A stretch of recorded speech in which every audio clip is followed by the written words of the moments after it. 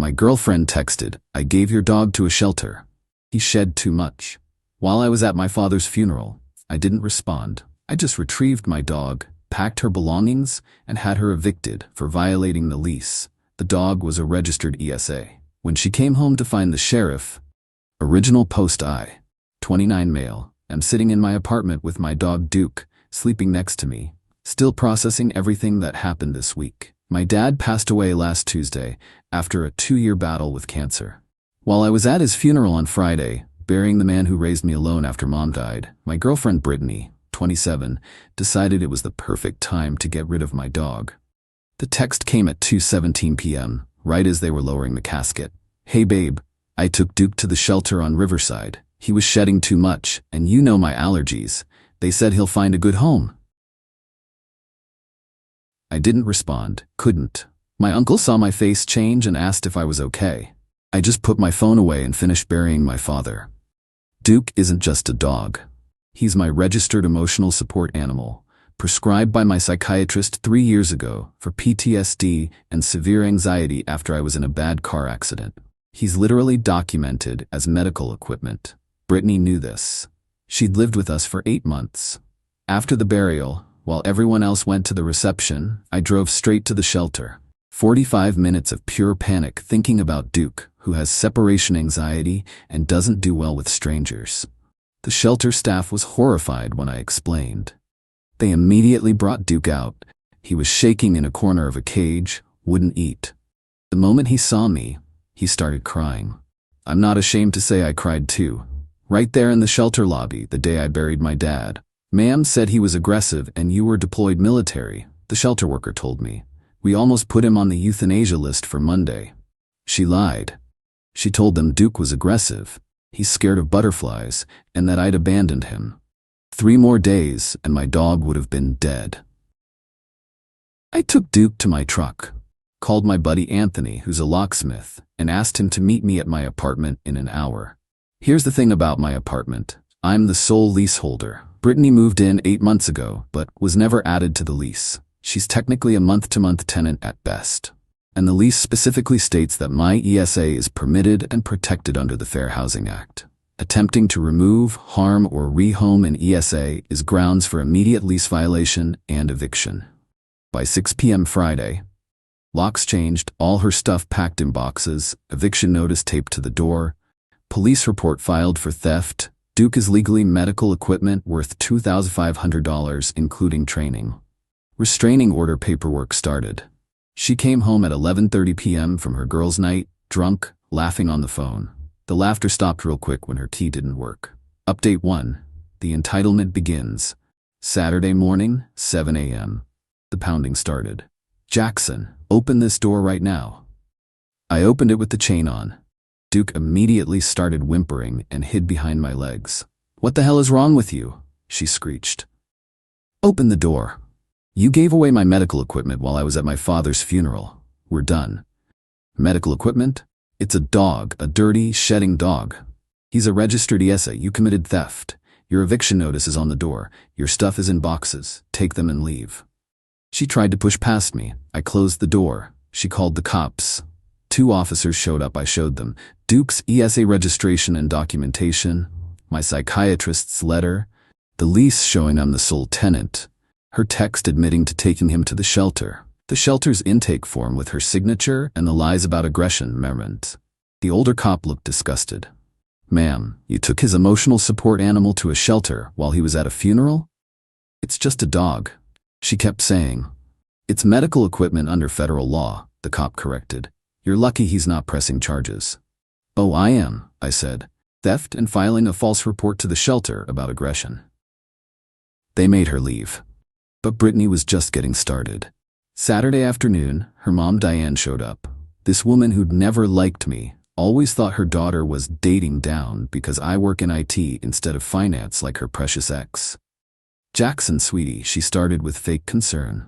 "Brittany's distraught. She made a mistake. Can't you forgive her? She tried to have my dog killed while I was burying my father." "Killed? Don't be dramatic." I pulled up the shelter's website, showed her Duke's intake photo, labeled as aggressive with a Monday euthanasia date. Diane went pale. She said she just rehomed it. She lied to them, said he was aggressive and abandoned. 3 more days and he'd be dead. For once, Diane had nothing to say. Update 2, the escalation Sunday. Brittany tried a new approach, started posting on social media about how I chose a dog over our relationship and how she's homeless because of an animal.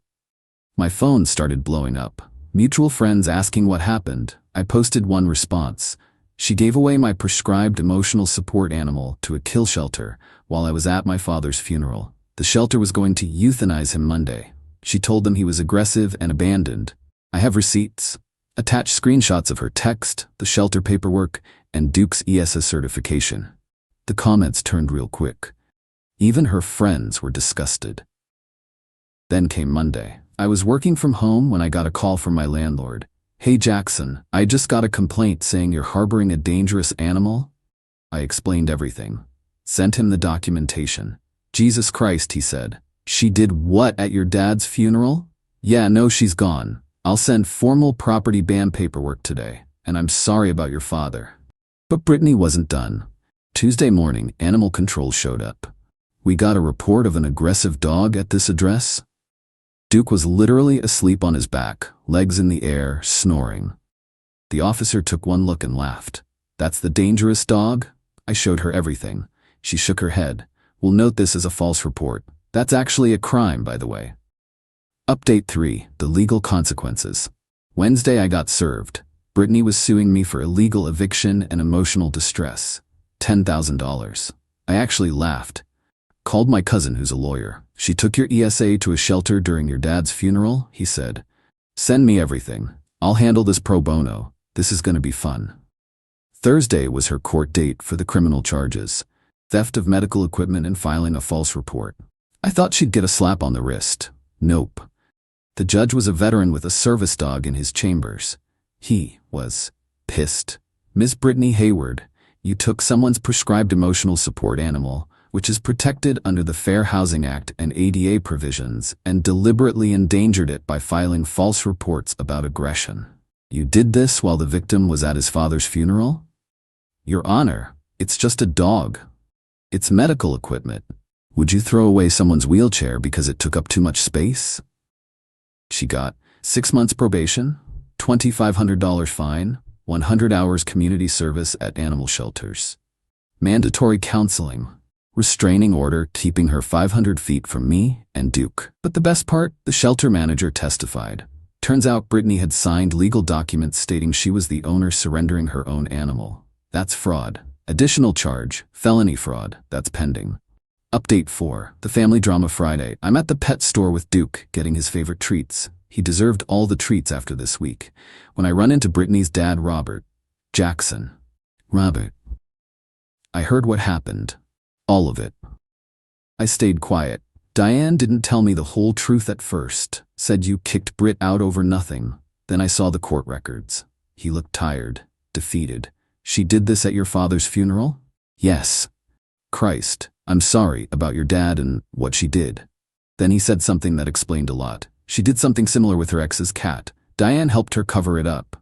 I should have said something. Pattern of behavior. Great. Weekend was quiet. Too quiet." Monday morning, I got a call from my insurance company. "Mr. Morrison? We're calling about a claim filed against your renter's insurance for property damage." Brittany claimed I damaged $5,000 worth of her property when I packed it. "I have video," I told them. I recorded myself packing everything carefully. Because of course I did. After the shelter incident, I knew she'd try something. Sent them the 3 hours of footage showing me carefully packing her items, bubble wrapping her electronics, folding her clothes, even showed me taking photos of existing damage on her laptop and designer bags. Claim denied. Insurance fraud investigation opened. Update 5. The workplace revenge Tuesday. Things got interesting. I got a LinkedIn message from Brittany's coworker, Melissa.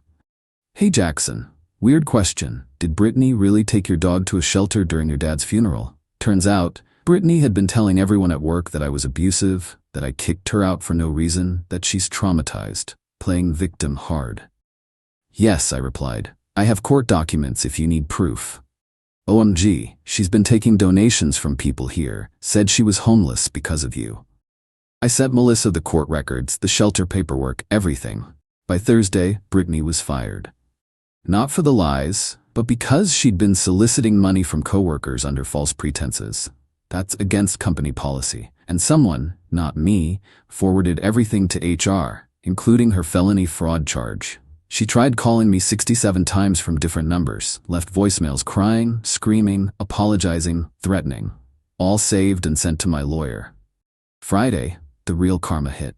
Update 6, the apartment hunt. Brittany's friend Amy reached out. We'd always gotten along, and she was horrified by what Brittany did. Jackson, I thought you should know, Brittany can't find an apartment. Turns out, having an eviction, criminal charges, and a restraining order makes you pretty unrentable. Plus, when landlords Googled her name, the first result was a news article. Local woman charged with fraud after surrendering boyfriend's emotional support dog during father's funeral. Yeah, it made the news. Slow news week, I guess. But here's where it gets good. Remember how she told the shelter Duke was aggressive? Well, that's officially documented. She's now on a citywide do not adopt list for animal shelters. When she tried to get her own emotional support animal, suddenly she believes in them, she was denied. The therapist she went to for an ESA letter looked up her history, saw the criminal charges for lying about Duke, and refused to write the letter, actually reported her to the medical board for trying to manipulate the system. Update 7, the final showdown. 3 weeks after the funeral, I finally had to face her in civil court about her lawsuit. She showed up looking rough, hair unwashed, designer clothes replaced with sweats. The confidence was gone. My cousin destroyed her in court. Your Honor, here we have Miss Hayward's text, admitting to taking the plaintiff's registered ESA to a shelter while he was at his father's funeral. Here's the shelter intake form where she claimed to be the owner. Here's where she marked aggressive, knowing it would lead to euthanasia. Here's the timeline showing she did this exactly 47 minutes after the funeral started. But the judge wanted to hear from Brittany. Miss Hayward, explain to me why you felt entitled to remove someone else's medical equipment. It's shed on my clothes. You lived there for 8 months knowing about the dog. Why that specific day? She actually said it. I knew he couldn't stop me during the funeral. The judge's face. I've never seen such disgust. So you deliberately waited until he was at his most vulnerable, burying his father, to dispose of his emotional support animal? I didn't think. No, you didn't think. You didn't think about anyone but yourself. Judgment. Her lawsuit dismissed with prejudice. She owes me $2,500 for Duke's documented value, $3,000 emotional distress, $5,000 punitive damages, all legal fees. Total, $14,500 she doesn't have. But I wasn't done. Update 8. The garnishment. Brittany had no money to pay. She was living with her parents, unemployed, facing criminal charges. But my cousin's a shark.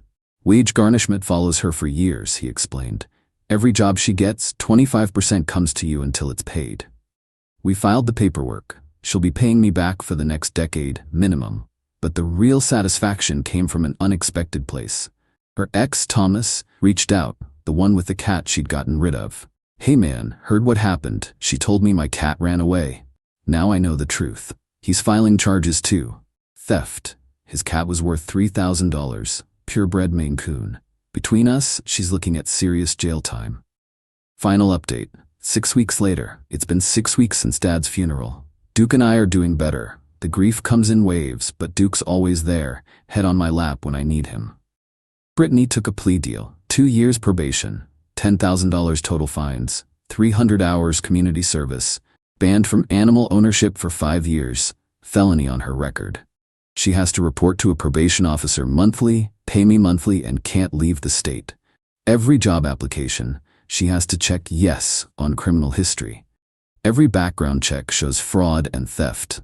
Diane tried one last time to fix things, showed up with a $2,000 check. This is for Duke. Can we just move past this? Your daughter tried to kill my dog during my father's funeral. Everyone makes mistakes. Taking the wrong highway exit is a mistake. This was calculated cruelty. She left the check. I donated it to the shelter that saved Duke. Last I heard, Brittany's working fast food, living with her parents, and telling anyone who'll listen that she's the victim. But the internet is forever. Her name is permanently linked to woman who surrendered boyfriend's emotional support dog during father's funeral. Duke's doing great. Still sheds everywhere. Still scared of butterflies. Still the best boy. We've moved to a better apartment. Used the settlement money for a deposit on a place with a yard. He's got a doggy door, his own room, and more toys than he knows what to do with. My dad would have been furious about what Brittany did. He loved Duke, called him his grandpup. In his will, he actually left money specifically for Duke's care. That's the kind of man he was. Sometimes Duke and I visit Dad's grave. Duke lies on the grass while I talk to Dad. Tell him about the case, about Brittany getting what she deserved, about how Duke's safe now. The entitlement to think she could just dispose of a living creature because of some shed fur. The cruelty to do it during a funeral. The stupidity to document it in writing. The audacity to sue ME afterward. But here's what I learned. Document everything. Trust your gut. Don't let anyone minimize your needs or your bond with your pet. And never ever date someone who doesn't respect your animals. Duke's snoring next to me as I write this. Still sheds everywhere. I wouldn't change a thing. To everyone who messaged support, thank you. Duke's gotten more treats and toys from internet strangers than I can count. He's living his best life. To Brittany, if you're reading this, yes, I chose the dog. Would choose him again, every single time. Enjoy probation. Edit. Since many asked, yes, Duke has an Instagram now. He's terrible at selfies but great at looking confused. Edit 2. The shelter that saved Duke received $50,000 in donations after the story went viral. They renamed their medical ward Duke's Den. We visit monthly so Duke can show the scared dogs that things get better. It was 1:30 in the morning when the pounding on my front door nearly made me jump out of bed. At that hour, nobody should be knocking unless something was very wrong. I grabbed the nearest thing, a heavy flashlight, and yelled out, "Who is it?" The voice that came back froze me in place. "Olivia, it's me. Please, open." I unlocked the door and found my sister, Ray, slumped against the frame, her face swollen, one eye half shut, her lip bleeding. She collapsed into my arms like her body had just given up. My gut reaction wasn't fear, it was rage. This wasn't the kind of bruise you got from tripping over furniture. This was deliberate. I pulled her inside, set her on the couch, and tried to keep my voice calm. "Ray, what happened?" Her hands shook as she clutched my sleeve. "Kyle. He hit me again. Because of her. Because of that woman. Kyle Donovan. My brother-in-law, though calling him that feels like an insult to the word. He always played the part of the charming small-town husband, but I'd seen cracks in that image for years, and now the mask was gone. I grabbed a clean towel, pressed it against her lip, and tried to ignore the knot forming in my stomach. "Stay still, I've got you." She flinched when I reached for her blouse, then let me lift it enough to see the dark bruise spreading across her ribs. That was no one-time slap. That was someone using his fists with intent. "Why tonight?" I asked, my voice low. Ray's eyes filled with tears. "He found out I knew about Lydia. He didn't even try to hide it. Said I should shut up and sign whatever he puts in front of me, or else." The name hit me like a shot. Lydia Torres, the so-called friend, who'd been showing up around town a little too close to Kyle. Apparently, the affair wasn't just gossip, it was fuel for violence. I forced down the heat in my chest and shifted into what the army drilled into me. Control the scene, secure the casualty, gather intel. I wasn't just her sister tonight. I was a soldier off the field and back in another kind of fight. "Ray, you're not going back there," I said firmly. Her phone buzzed on the coffee table. The screen lit up with Kyle's name. I picked it up before she could and read the text flashing across. "Open your mouth again and you'll lose everything." I tossed the phone back down, jaw tight. He's already digging his own grave. Ray shook her head, panic flashing in her eyes. Don't push him. He'll come after you too." I gave her a look. Let him try. My training doesn't leave much room for drama. But the truth is, I'd seen enough combat zones to recognize the same patterns at home. Intimidation, escalation, control. The only difference was the battlefield. I fetched the first aid kit, patched her up as best I could, then sat across from her at the kitchen table. She was trembling, sipping water like it burned going down. I kept my voice steady. I need to know everything, no skipping details. She hesitated, then told me how it had been building for months. The late nights, the shouting, the push that turned into a slap, then a fist. She confessed she'd kept quiet because she thought she could handle it, that if she stayed calm, he'd calm down too. It was the classic cycle, and it made me sick. By the time she finished, my fists were clenched so tight my knuckles hurt. Ray whispered, "I shouldn't have come here. I didn't want to drag you into this." I leaned forward. "Ray, this isn't you dragging me into anything. This is me telling you you're not fighting this alone anymore." "Heaven's Sekina." She nodded weakly, tears rolling down her cheek, and for the first time all night I saw a flicker of relief in her eyes. I stood up, walked down the hall, and opened my closet.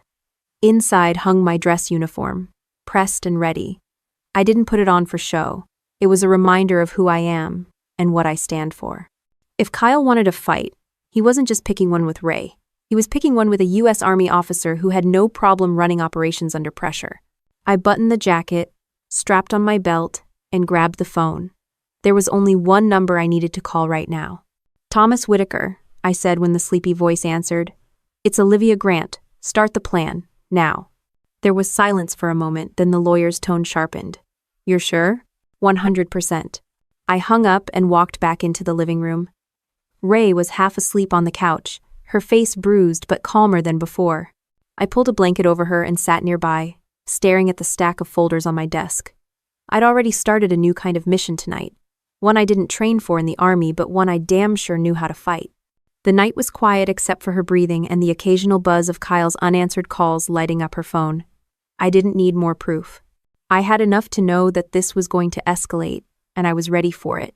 The headlights of my truck cut through the empty road as I sped towards St. Mary's Medical Center. Ray slumped against the passenger seat, clutching her ribs.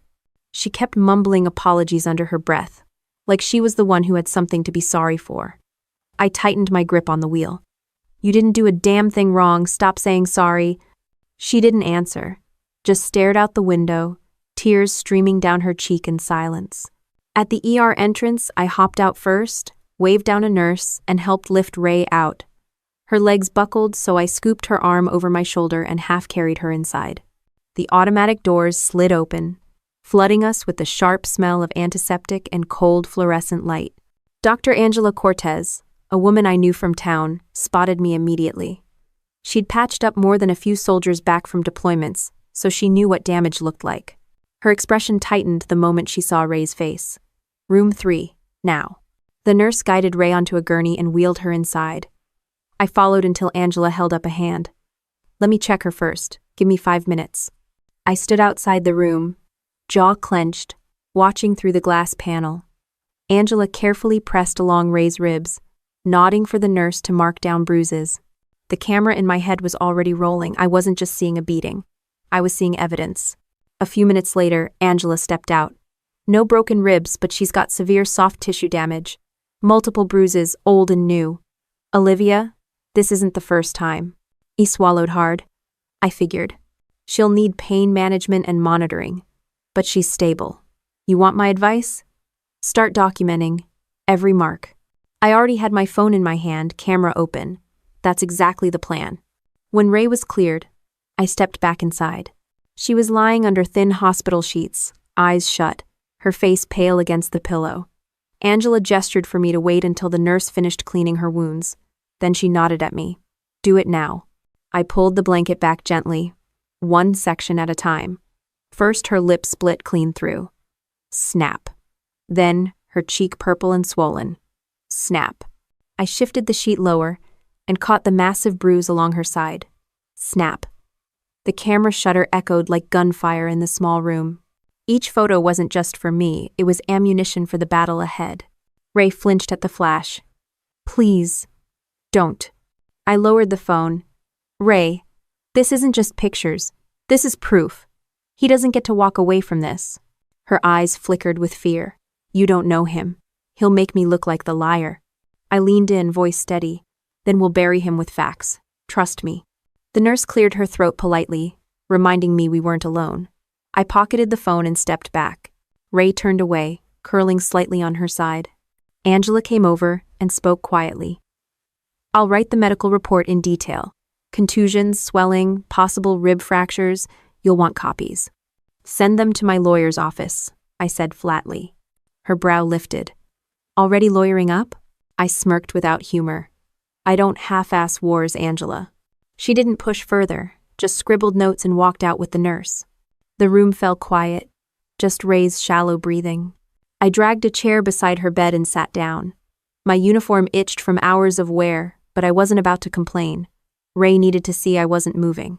Her phone buzzed again on the bedside table. 10 missed calls, all from Kyle. The latest text popped up. Say one word and you'll regret it. I picked it up, scrolled without hesitation. Same threats, over and over. My stomach turned. This guy wasn't just abusive, he was sloppy. He left a paper trail wide enough to drive a Humvee through. Ray stirred and snatched the phone from me with surprising strength. Don't, he'll know you read them. Good, I muttered. She buried her face in her hands. You can't fight him like this. He's got people in his pocket. Everyone will believe him before they believe me. I leaned back in the chair, crossing my arms. Then we stopped talking about what people believe. We make it impossible for them not to see the truth. She didn't argue, just shut her eyes again, exhausted. By the time the IV drip was done, the sky outside was turning gray. Angela came back with a clipboard. She's good to go. Keep her on rest and fluids. Here's the report, you'll want to sign it. I scanned the document, every line noting visible injuries, approximate age of bruises, and recommended scans. My signature went down at the bottom with firm strokes. Another piece of the puzzle locked in. I wheeled Ray out myself, ignoring the stares from a few night shift orderlies. The hospital entrance doors slid open, letting in the crisp morning air. My truck was waiting at the curb. I helped Ray climb in carefully, buckled her seatbelt, then tossed the medical folder onto the dash. Driving back, she whispered, "What if he finds me?" "He won't," I said. "Not before I find him first." Her silence told me she didn't believe it yet, but she would. Back at my place, I got Ray settled in the guest room. She fell asleep almost instantly, her body finally surrendering to rest. I closed the door softly, then went straight to the dining table, spreading out the evidence so far. Hospital report, photos, and Kyle's messages I'd screenshotted before she snatched the phone.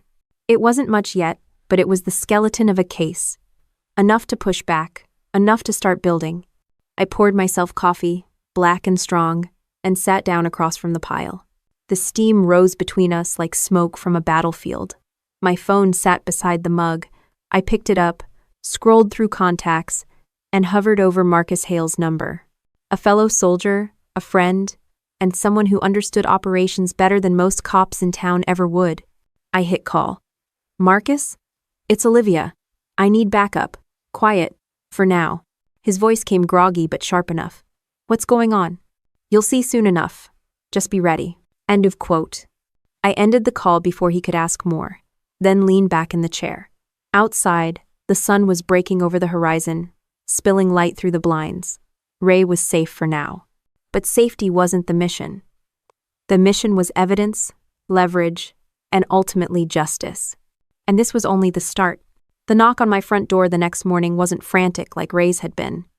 This one was steady, almost casual. When I opened it, Marcus Hale stood there in jeans and a faded army t-shirt, coffee in one hand, duffel bag in the other. "You didn't say much on the phone," he said, brushing past me like he owned the place. "But the look on your face says it all." I closed the door behind him. "My sister's in the back room. She's sleeping, don't wake her." That. Marcus set the coffee down on the counter, unzipped the duffel, and pulled out a small set of surveillance gear, nothing fancy, just what any former infantryman with too much time on eBay might collect. Motion sensors, a handheld recorder, even a pair of binoculars that looked like they'd seen a rock twice. "You're serious," he muttered, scanning my living room. "Dead serious," I answered. We didn't waste time. Marcus set up sensors near the windows and front door. I installed a camera above the porch, angled, so it captured the street and anyone approaching. It wasn't paranoia, it was insurance. Once the place was secure, I sat him down at the table, spreading out the hospital report, the photos, and the texts. Marcus studied them quietly, his jaw tightening the further he read. Damn, he said finally. He didn't just rough her up. He wanted her scared enough to shut up. Yeah, and now he's going to regret leaving Mark's. Marcus looked at me, waiting for more. I need eyes on Kyle, I said. Where he goes, who he talks to, everything. If he thinks Ray's just hiding out, he won't see this coming. Marcus gave a half smile. You're running this like an op. That's because it is one. We split tasks. I would handle the legal front with Whitaker, while Marcus covered the fieldwork. I grabbed my jacket and drove straight into town, heading for Whitaker's office on Main Street. The place looked like it hadn't been updated since the 70-seconds wood paneling, squeaky floorboards, and a secretary who greeted me by name before waving me through. Whitaker himself was behind a cluttered desk, glasses low on his nose. He looked more like a tired history teacher than a lawyer, but the man was sharp when it counted. Olivia, he said, setting down his pen. You sounded urgent. Hell. I laid the hospital report on his desk, followed by the photos and my phone with Kyle's threatening texts pulled up. This isn't just domestic trouble, he's crossed lines. I want everything filed, documented, airtight. Whitaker adjusted his glasses, scanning each page slowly. He didn't react much, but I caught the twitch in his jaw when he read, Open your mouth again, and you'll lose everything. This is solid, he said at last, but public opinion in this town is slippery. He's a business owner. He shakes hands at Sunday service. People like that have shadows long enough to cover their sins. Then we drag him into the daylight. I shot back. Whitaker leaned back in his chair, steepling his fingers. We'll need more than bruises and threats. We need proof that ties his violence to motive, adultery, fraud, anything that shows pattern and intent. My phone buzzed. It was Marcus. I answered on speaker. Olivia, you're going to want to see this, he said. I just pulled security footage from your neighbor's porch cam. Guess what it caught? Whitaker raised an eyebrow as I tilted the phone. Marcus sent over the clip, and within seconds it was on Whitaker's screen. Ray pounding on my door at 1:30 in the morning, crying out for help, her voice faint but clear enough to make anyone's chest tighten. Whitaker sat forward. That is gold. Direct evidence of her condition right after the assault. No way he spins this as a misunderstanding. Handvoll. I felt a grim satisfaction settle in. That's one piece. We'll get more. Whitaker nodded. Build me a portfolio. Medical, video, financial if you can get it. The stronger the net, the harder he falls. I stood up, shaking his hand. Consider it done. When I left his office, I spotted a couple of locals on the sidewalk giving me sideways looks. Small towns love gossip, and clearly word was spreading faster than facts. I ignored them and walked straight to my truck. On the drive home, I called Marcus back. Good work on the footage. Keep your eyes on Kyle tonight. Bar, shop, anywhere he might show up. You got it, he said. But Olivia, you know this could get ugly, right? He's not the type to fold. I smirked even though he couldn't see it. Neither am I. By the time I pulled into my driveway, the sun was dipping low, painting the street orange. I checked the porch cam already live and recording. Inside, Ray was still asleep, her breathing steady. I sat back at the table, opened my laptop, and loaded the files one by one. Photos, medical report, porch video. I created encrypted backups on 2 drives, slipping one into the safe in my closet. In the Army, we say, 1 is none, 2 is 1. Same rule applied here. As night fell, Marcus texted, Target sighted, Rusty Spur Bar, with company. I didn't need details to know who company was. Lydia Torres had just stepped into the game.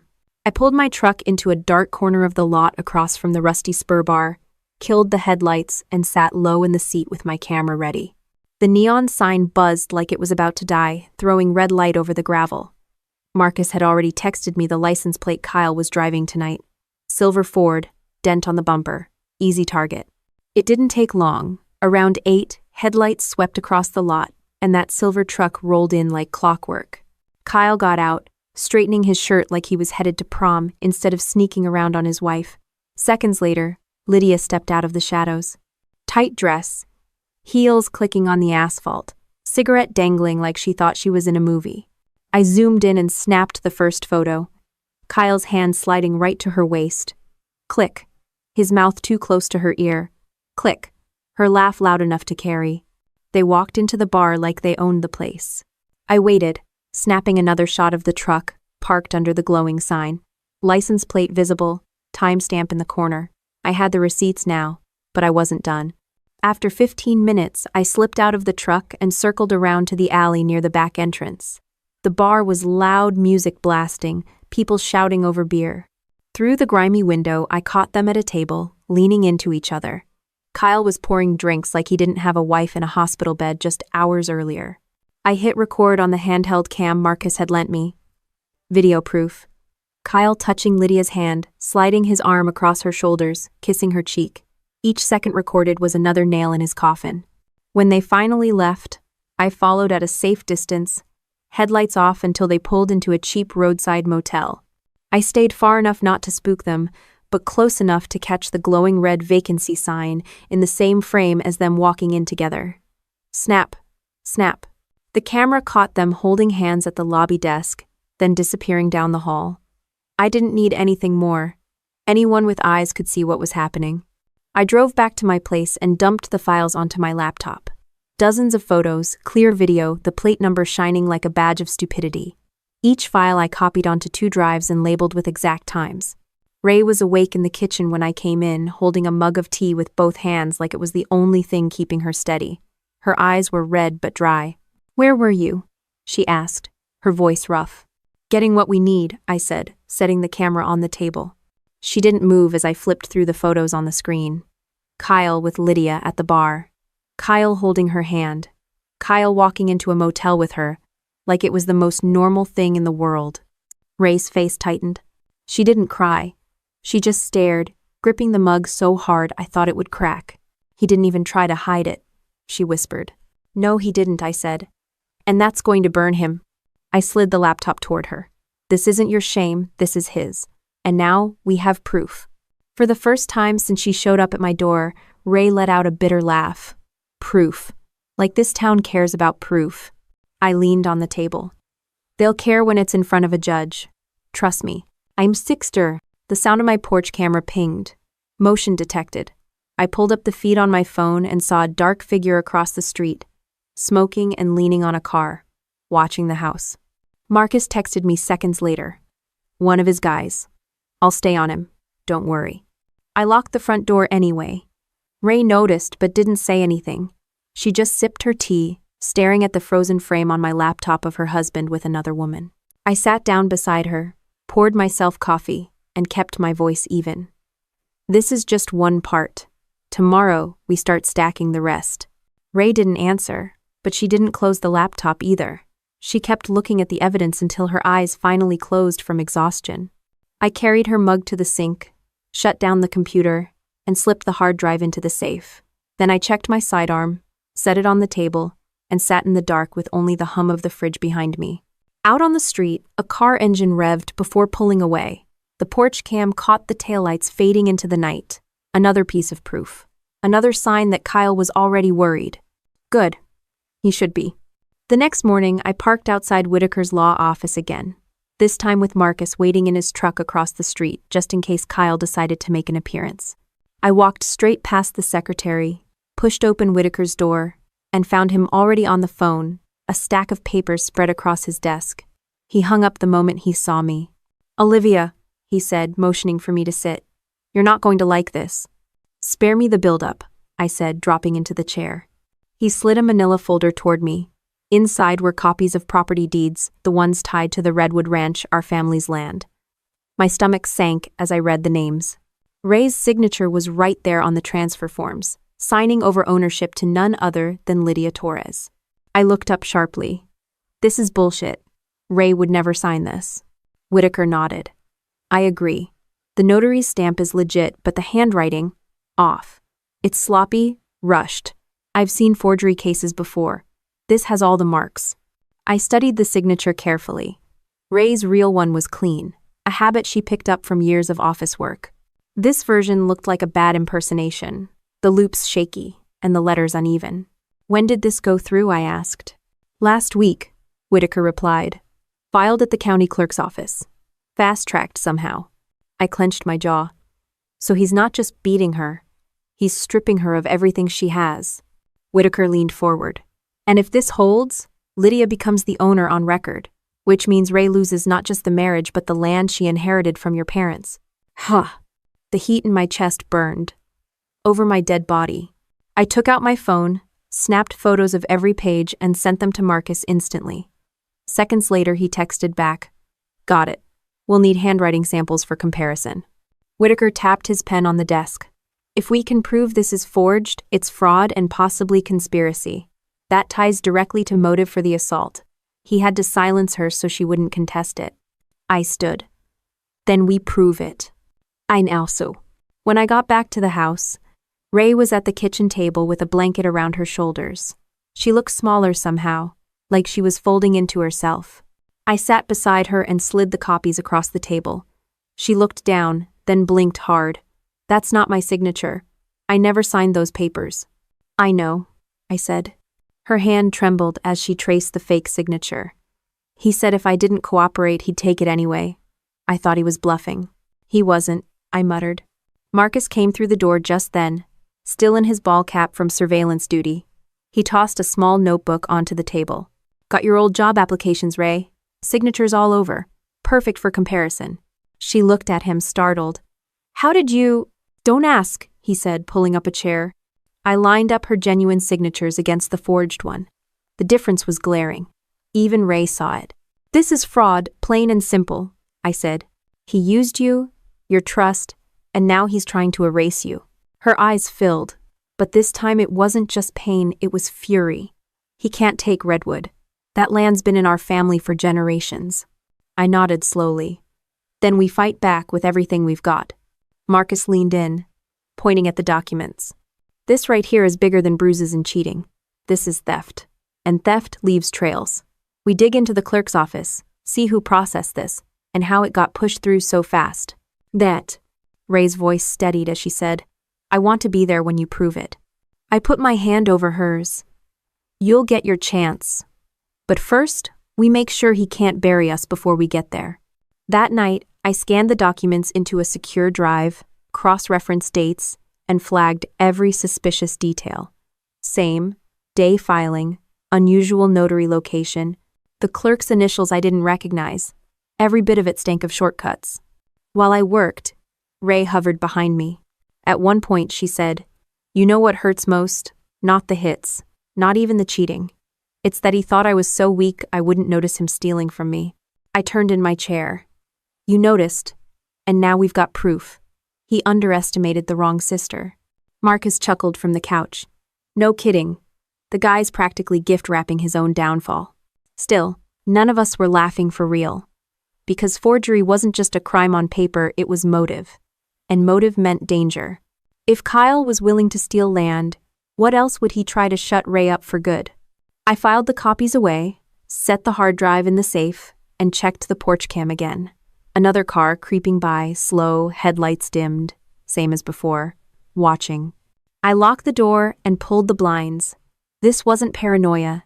This was the reality of declaring war in a small town where everyone knew everyone and sides got picked fast. But I wasn't losing sleep over it.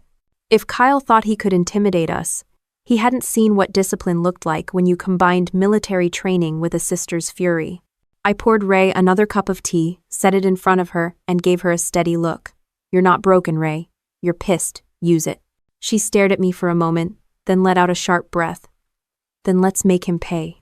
The next morning I walked Ray into the diner downtown, figuring she needed some normalcy after everything with the land documents.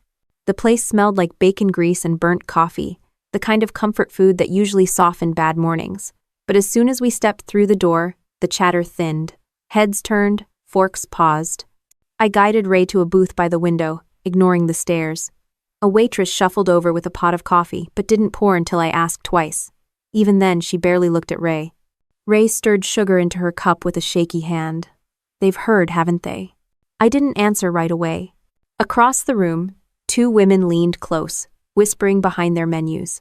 One of them glanced at Ray, then muttered something that made the other snicker.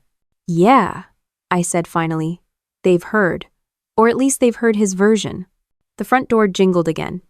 And just like that, Kyle strolled in clean jeans, polished boots, not a mark on him.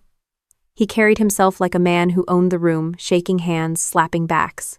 A couple of guys by the counter laughed at whatever joke he dropped. The same guys who used to wave at Ray every Sunday after church. My jaw locked. Ray shrank against the booth. He didn't come to our table. He didn't need to. The way people welcomed him said enough. When we left, Ray kept her head down, but the whispers followed us outside. One woman muttered loud enough for us both to hear. Some women just like to make trouble. By the time we reached the car, Ray's eyes were wet. They think I made it up. They think I asked for this. And, I started the engine hard enough to rattle the dash. Let them think whatever the hell they want. The truth doesn't need their permission. But the truth doesn't shield you from cruelty. That afternoon, at the grocery store, an old neighbor I'd known since high school looked me straight in the eye and said, "I don't know what game your sister's playing, Olivia, but it's tearing the town apart." I wanted to punch the smug off his face. Instead, I said, "The only one playing games is Kyle, and you're too blind to see it."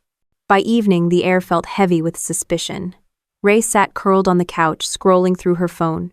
She dropped it suddenly, as if it burned. "He's spreading posts about me. Look." She shoved it into my hands. A social media rant Kyle, claiming Ray was unstable, that she hit him, that she was trying to ruin his business. Dozens of likes, supportive comments. Marcus, who had been cleaning his Glock at the kitchen table, looked up. Classic play. He's poisoning the well. If everyone doubts her, it doesn't matter how strong the evidence island. Ray pressed her palms to her temples. "I can't walk down the street without feeling like they're judging me." I crouched in front of her. "Then stop worrying about them. We're not fighting for their approval. We're fighting for your life." But even as I said it, I felt the sting. Because in towns like ours, reputation was survival. And Kyle knew it. Later that night, I stepped out onto the porch. A piece of paper fluttered against the door frame. I pulled it free. Thick black marker, jagged handwriting. "Shut up or lose your sister." My pulse spiked. I scanned the street. A pickup crawled by, its headlights dimmed, then turned the corner. I carried the note inside, laid it on the table in front of Marcus and Ray. Marcus picked it up, sniffed. Cheap paper, gas station notepad, could be anybody. Ray hugged her knees to her chest. "He's not going to stop until he destroys me." 9. I leaned over the table, my voice flat. "He's already destroying himself. We're just going to help speed it along." The next morning, I walked into Sheriff Raymond Burke's office with the evidence folder under my arm. He was a broad man with a permanent scowl, but I'd known him long enough to tell when the scowl was real. I dropped the threatening note on his desk. "Add that to the file." Burke studied it, then looked at me. "You sure you want to push this hard, Olivia? He's got friends in this town." I crossed my arms. "So do I." He sighed, scribbled something into his log. "I'll put a patrol by your place. But don't expect miracles. He's not stupid. He knows how to toe the line." I leaned in. He's already crossed it. Walking out of that office, I didn't feel reassured. But I did feel clear. We couldn't rely on the town to save us. We had to make the case airtight. That night, Ray sat across from me at the kitchen table, staring into her tea. Why do they believe him? After everything he's done, why do they believe him? I met her eyes.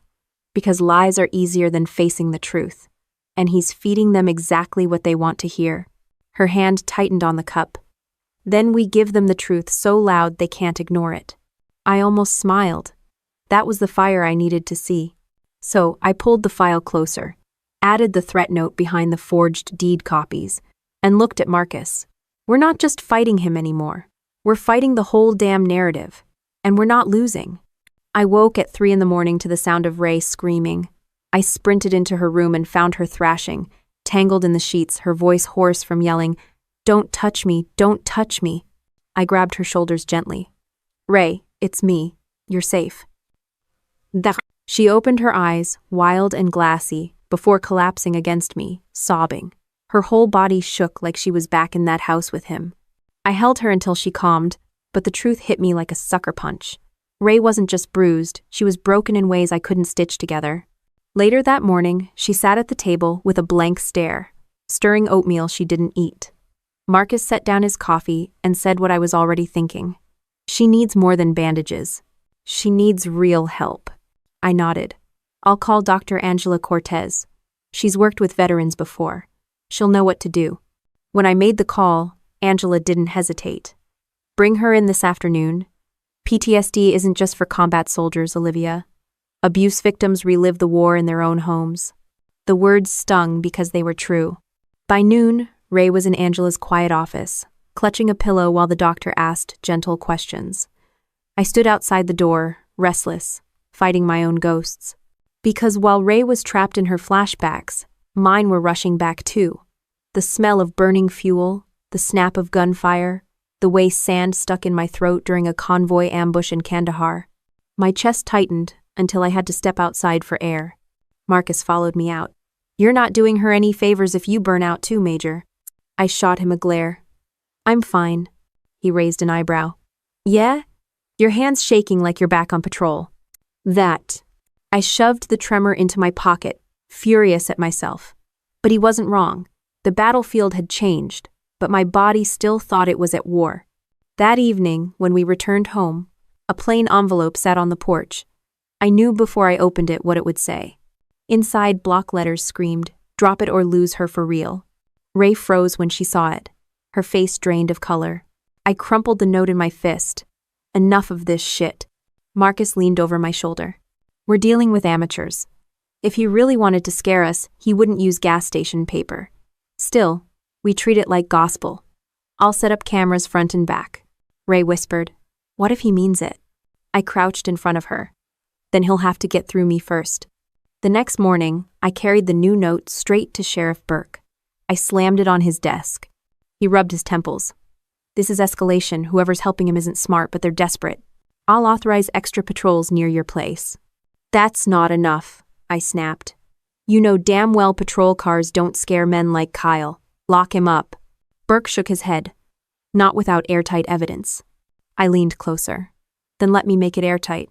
Back home, I spread every document across the dining table. Medical reports, photos of bruises, the neighbor's video, the forged deed, and now the threats. Ray sat beside me, tracing her finger over her own signature, comparing it to the forgery. Her voice cracked, but it carried steel. Don't let him win, Olivia. I squeezed her hand. Not a chance. Marcus arrived with a flash drive. Got more for the file. Security footage from the pawn shop. Guess who showed up there late last night? Kyle's lawyer, probably moving money or hiding assets. I copied it to the evidence folder, labeling it with military precision. Every file, every timestamp, every threat stacked in order like a battle plan. That night, as Ray slept with a nightlight on, I sat at the dining table in full uniform. Not because I needed it, but because it reminded me who I was. Not just a sister, not just a daughter. A soldier who knew how to fight wars nobody else wanted to fight. My phone buzzed. Unknown number. I answered anyway. A male voice, low and mocking. Drop it, Major. Soldiers come home in body bags all the time. You want your sister to end up the same? I gripped the phone so tight my knuckles cracked. Listen close. If you or Kyle so much as breathe near her again, I'll bury you in so much evidence the DA won't even give you bail. The line went dead. I lowered the phone, pulse hammering, and looked across the table at the wall of evidence we'd built. This wasn't just a family dispute anymore. It was war, and I'd already chosen my side. When dawn broke, I was still at the table, uniform still on, staring at the files. Ray padded in, her hair messy, her face pale but calmer. She saw me sitting there and whispered, "You're not giving up, are you?" "Not in this lifetime," I said, sliding the evidence folder toward her. "It's time to hand this over, all of it." She touched the cover, then looked at me with something I hadn't seen in weeks. Trust. I pulled into the gravel lot of a dive bar on the far edge of town, headlights off, the engine low. Marcus had tracked Lydia's routine for a week, and tonight she was here. Same as always, loud dress, louder laugh, drinking on Kyle's dime.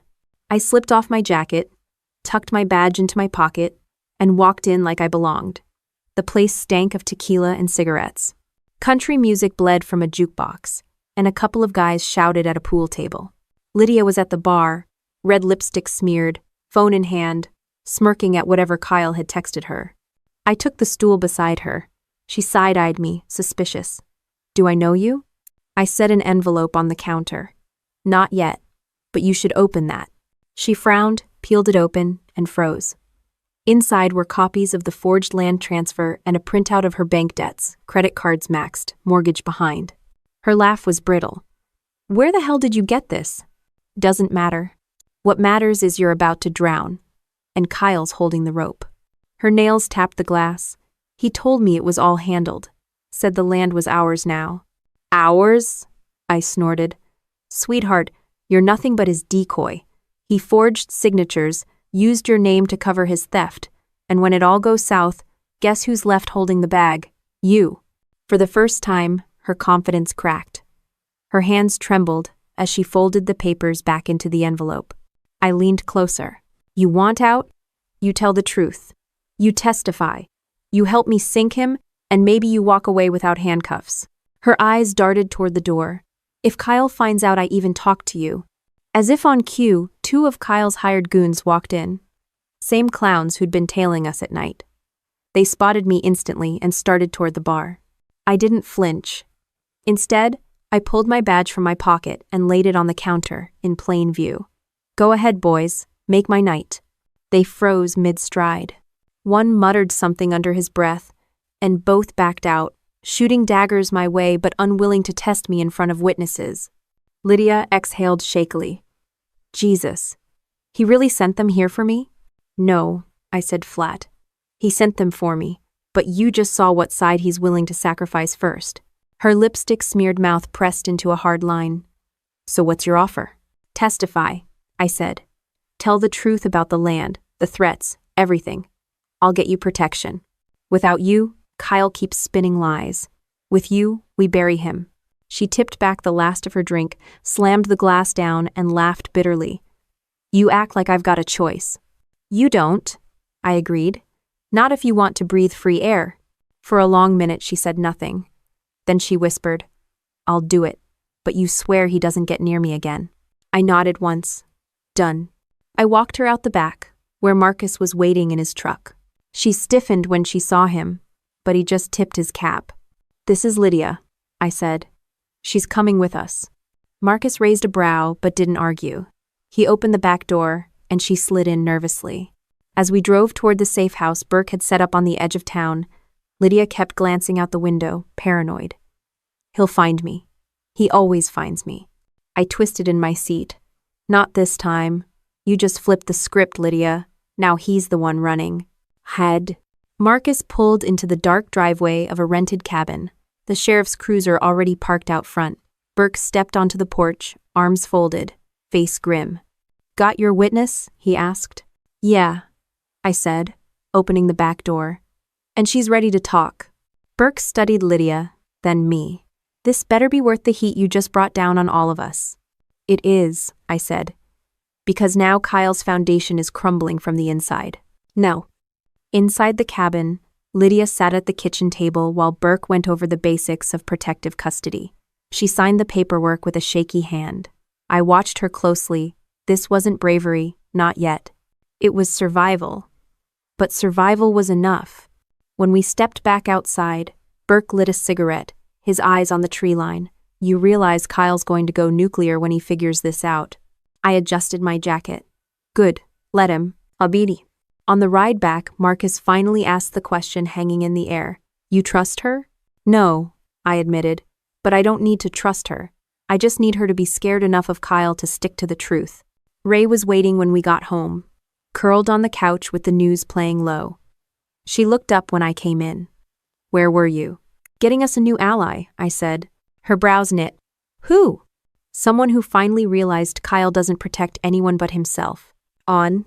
For the first time in days, I saw the tiniest spark in her eyes. Not relief, not hope, but something close. Belief that maybe, just maybe, the tide was turning. Burke's deputies kept a steady rotation outside the safe house, their headlights sweeping the gravel driveway every hour. Inside, Lydia sat at the kitchen table, chewing her nails down to the quick, a cup of untouched coffee in front of her. I leaned against the counter, arms folded, watching her wrestle with the weight of her choice. "You look like a woman trying to outrun her own shadow," I said finally. She shot me a glare. "You don't get it. Kyle doesn't forgive. He doesn't forget." "You're right," I said. "But that's his weakness. Men like him can't imagine anyone walking away. That's why you're more dangerous to him than anyone else." Her laugh was bitter. "Dangerous?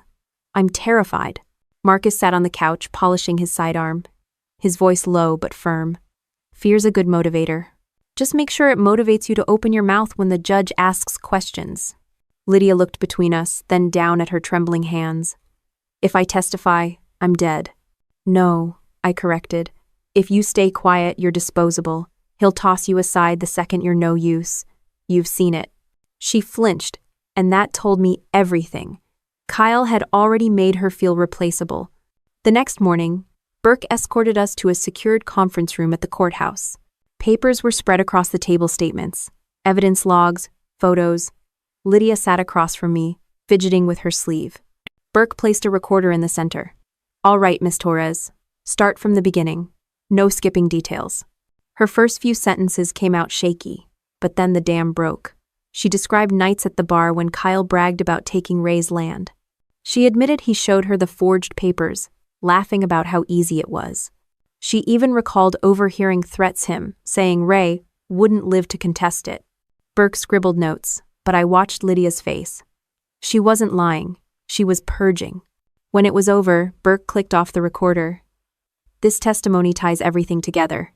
If she repeats it on the stand, we've got him boxed in." Lydia slumped in her chair.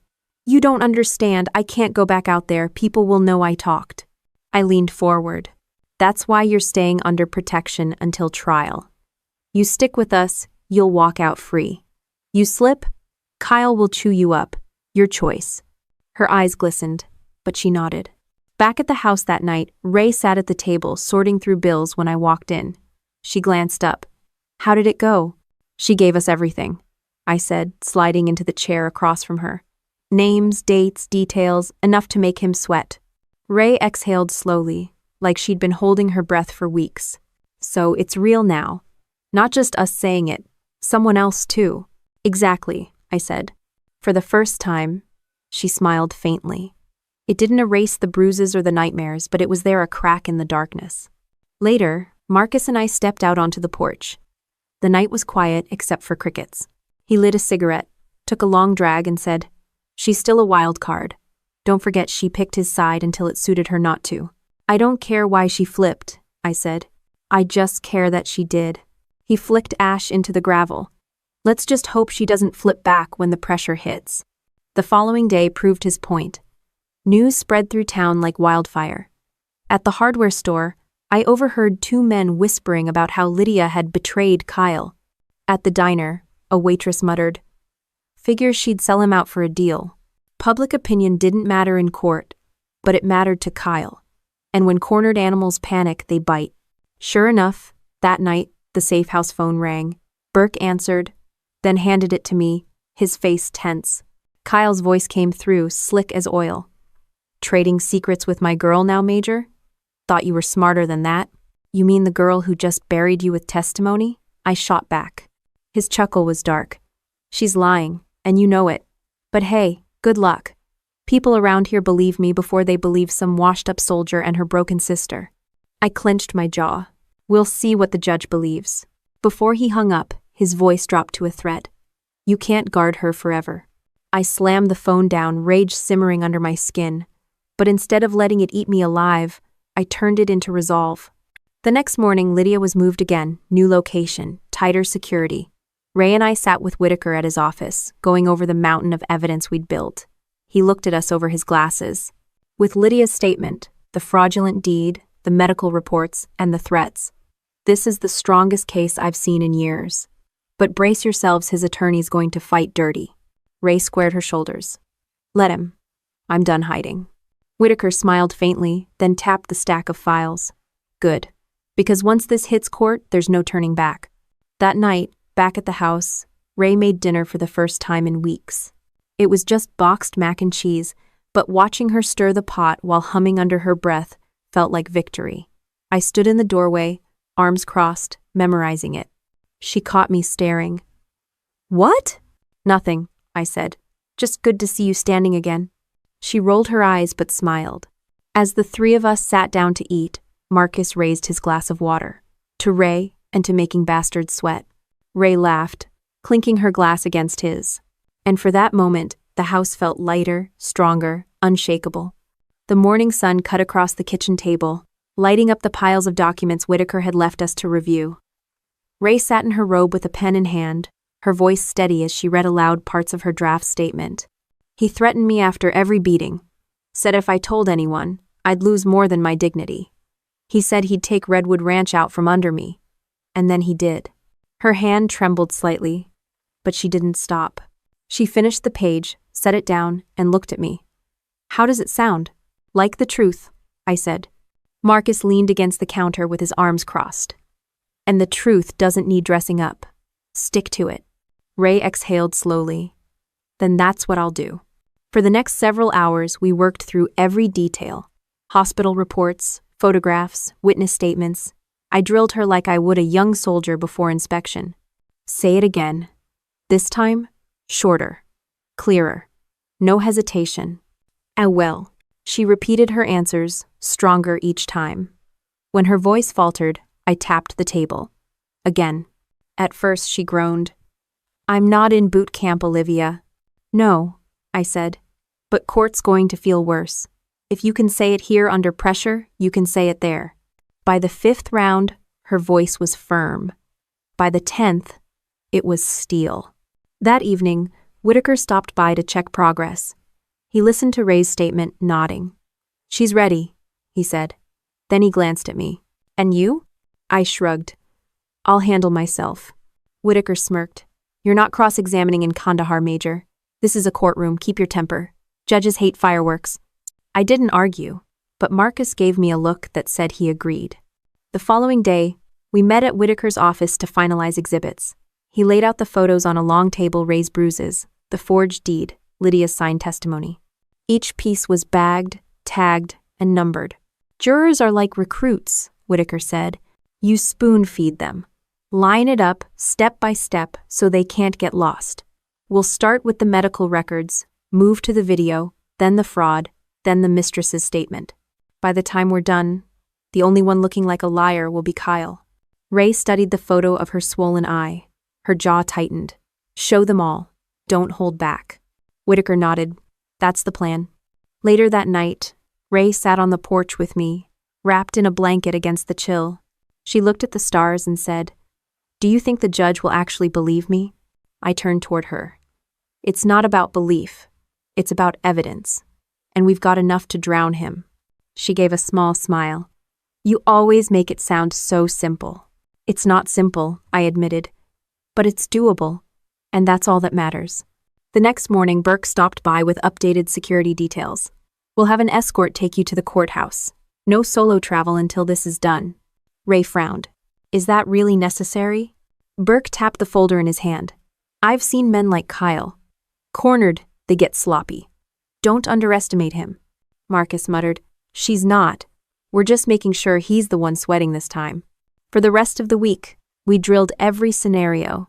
Cross-exam questions, character attacks, even the possibility of Kyle trying to smirk her into silence. I made Ray stare me down while I barked accusations at her, forcing her to hold her ground. At one point she snapped, Stop yelling. I get it. I lowered my voice. Good. Now remember how that feels. Because if you can shut me down, you can shut down any lawyer he throws at you. By Friday, Ray wasn't just answering questions, she was owning them. When Marcus asked, Why didn't you leave sooner? Ray shot back. Because I thought love meant patience. I was wrong. And I won't be wrong again. He blinked, then gave me a rare smile. She's ready. Lao. That night, the three of us sat around the kitchen table eating takeout. Ray poked at her fries, then looked at me. You know what the turning point was? When you made me practice until I hated you for it. Somewhere in the middle of that, I realized I wasn't scared anymore. I was mad. Mad works, I said. Mad gets you through the door. She raised her glass of soda. Then here's to being mad. Marcus clinked his bottle against hers. and to making Kyle choke on it? Axe. The mood stayed light, but I didn't forget the weight of what was coming. I'd seen soldiers psych themselves up for missions only to crumble under fire. Tomorrow wasn't bullets and sand, but the stakes were just as high. Still, as I watched Ray laugh at one of Marcus's dry jokes, I knew she was no longer the woman who collapsed on my doorstep. She was ready to face him, and I was ready to stand beside her, no matter what it cost. The courthouse smelled like old wood and disinfectant, the kind of place where history clings to every bench. Ray walked beside me, chin high, a pale scarf wrapped around her neck to hide the last fading bruise. Marcus flanked her on the other side like quiet security. When we pushed through the double doors into the courtroom, I felt the air shift. Kyle was already there in a tailored suit, smirking like he'd just walked into a poker game he couldn't lose. His lawyer, Valdivia, sat beside him, flipping through a stack of notes with a calm arrogance that made me want to knock his teeth in. The room filled quickly, neighbors, curious onlookers, half the damn town. Some whispered, some avoided our eyes, but all of them were here to watch the spectacle. Judge Henry Caldwell entered, his gavel cracking against the wood. This court will come to order. Whitaker stood, shoulders squared. Your Honor, this is a case of domestic assault, fraud, and conspiracy. We will show beyond any doubt that Kyle Donovan abused his wife, Ray Donovan, and attempted to steal her inherited property through forgery. Valdivia rose smoothly, his voice sharp. Your Honor, this is a case of bitterness and fabrication. The so-called victim is using false allegations to extort my client, while her sister, a military officer, abuses her authority to interfere. Caldwell's expression didn't change, but his eyes flicked toward me briefly. I gave him nothing back. The prosecution began. Whitaker presented Ray's medical records first. Photos of bruises filled the projection screen. Murmurs rippled across the room. Some people looked away, others leaned forward. Then the neighbor's video played the sound of Ray's desperate knocking at 1:30 a.m., her choked sobs captured in the grainy footage. The whispers turned into silence heavy enough to crush bone. Ray sat rigid in the witness chair, hands folded tight. Whitaker guided her gently. Mrs. Donovan, can you tell the court what happened that night? Her voice trembled but held steady. He hit me. He said I was worthless. He said if I told anyone, he'd take Redwood Ranch and leave me with nothing. That's when I ran to my sister's house. Valdivia pounced on Cross. Mrs. Donovan, isn't it true you and your husband argued often, that you sometimes raised your own voice, that perhaps you provoked him? Ray didn't flinch. Raising my voice doesn't explain broken ribs or forged deeds. Valdivia's smirk faltered, but he pressed on. And isn't it true you're only saying this now because your sister is helping you, because you want to punish him financially? Ray's eyes locked on him. No. I'm saying it now because I don't want to end up dead. The jury stirred. Whitaker let the words hang before moving on. Next came the forged deed. A clerk from the county office testified, admitting Kyle himself had dropped off the paperwork, claiming Ray was too busy to sign in person. The signatures glowed on the screen, side by side with Ray's real ones. The difference was laughable. Valdivia tried spinning it, perhaps sloppy but not criminal. That's when Whitaker dropped the hammer. Your Honor, we also have testimony from Lydia Torres, Mr. Donovan's mistress. The courtroom buzzed like a hive. Lydia walked in under guard, hair pulled back, no makeup, nerves written all over her face. She sat down, adjusted the mic, and glanced at me before speaking. Kyle promised me land, said it was ours if I stood by him. He laughed about forging the signatures. He bragged she'd never fight back. I stayed quiet because I was scared, but I'm not quiet anymore. Kyle shot up from his chair. You lying. Order. Judge Caldwell barked, slamming the gavel. Mr. Donovan, sit down or you'll be removed. Valdivia tried damage control, grilling Lydia about her debts, her affair, her motives. She held her ground. Yes, I made mistakes. But I didn't forge signatures. I didn't beat Ray. Kyle did. The words landed like bullets. Finally, Whitaker called me. I swore in, took the stand, and fixed my gaze straight ahead. Major Grant, Whitaker said, why did you get involved in your sister's case? Because she came to my door half dead, begging for help. Because the system drags its feet? and because I'm not about to watch a man bury my sister alive with lies. Valdivia came at me hard. Major, isn't it true your military background makes you aggressive? That you might have influenced your sister with intimidation? I leaned forward. You're confusing discipline with intimidation. I don't scare my sister. Kyle did that all by himself. Somebody in the gallery actually clapped before the bailiff hushed them. By the time closing arguments rolled around, the room felt electric. Whitaker laid it out plain. Bruises don't lie. Signatures don't forge themselves. Mistresses don't turn on lovers unless the truth is worse than the betrayal. Kyle Donovan is guilty of violence, of fraud, of arrogance, and now he's out of time. And Valdivia sputtered through his rebuttal, but it was clear the tide had turned. Even the jurors looked unimpressed. Judge Caldwell didn't rule immediately. This was a preliminary hearing, not the final trial. But his words carried weight heavier than any gavel. Given the evidence presented, this court issues a protective order for Mrs. Donovan, nullifies the fraudulent property transfer, freezes Mr. Donovan's assets, and refers charges of domestic violence and fraud to the district attorney for prosecution. Bail will be reconsidered given the severity of threats.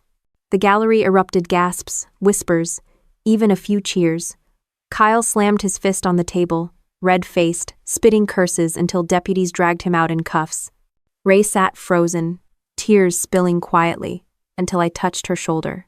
She looked up at me, not broken, not afraid, but finally free enough to breathe. The afternoon sun baked the courthouse steps, the heat bouncing off the pavement as deputies hauled Kyle into the transport van. His wrists were cuffed, his head down, his once perfect suit crumpled and damp with sweat. People on the sidewalk shouted some insults, some cheers, some just gawking at the fall of a man who thought he was untouchable. Ray stood beside me, her scarf pulled tighter around her neck, not out of shame but as armor against the stairs. Her hand slipped into mine, and for the first time her grip wasn't trembling. Whitaker came down the steps behind us, legal pad tucked under his arm. "It's not over," he reminded gently. "This is just the start of the DA's case. But the injunction holds. Ray's safe. The land is safe." Safe, a word that finally had weight. We got Ray home, and she moved through the house differently, straighter, quieter, not flinching at every creak of the floorboards. That night she cooked dinner, nothing fancy, just pasta and garlic bread, but she hummed while stirring the sauce. I hadn't heard her hum in months. Marcus raised an eyebrow as we sat down to eat. "She's coming back," he said simply, like he was reporting a mission status. Ray laughed softly. "Don't jinx it." But the corners of her mouth stayed up. The following week, the local paper ran the story. Sheriff's office confirms charges against Kyle Donovan, domestic violence, fraud, property theft. His mugshot was plastered across the front page. Businesses quietly distanced themselves. The pawn shop shut its doors. His buddies at the diner stopped laughing when his name came up. The town that once whispered against Ray now whispered against him. A slow, bitter turn, but a turn nonetheless. Ray started therapy twice a week with Dr. Cortez. The nightmares didn't vanish overnight, but they dulled. Some nights she still woke gasping, but instead of curling into herself, she got up, poured a glass of water, and sat with me on the porch until her breathing slowed. One night, she said, "I thought I'd never feel normal again. But maybe normal isn't what I need. Maybe I just need to feel like me." I squeezed her shoulder. "Then that's the mission. Getting Ray back." She nodded, eyes fixed on the horizon. Meanwhile, I returned to duty at the base. My CO asked if I was ready, if my head was clear. I told him the truth. No soldier's head is ever completely clear, but I'm steady. He nodded, and that was enough. On weekends, I drove back to the ranch. Ray had started working in the garden again, pulling weeds with dirt-streaked hands, humming while she worked. She even joked about repainting the barn, said she'd pick a color Kyle would have hated. Marcus came by with supplies and ended up painting alongside her. Watching them bicker about which ladder was sturdier felt like watching the world stitch itself back together.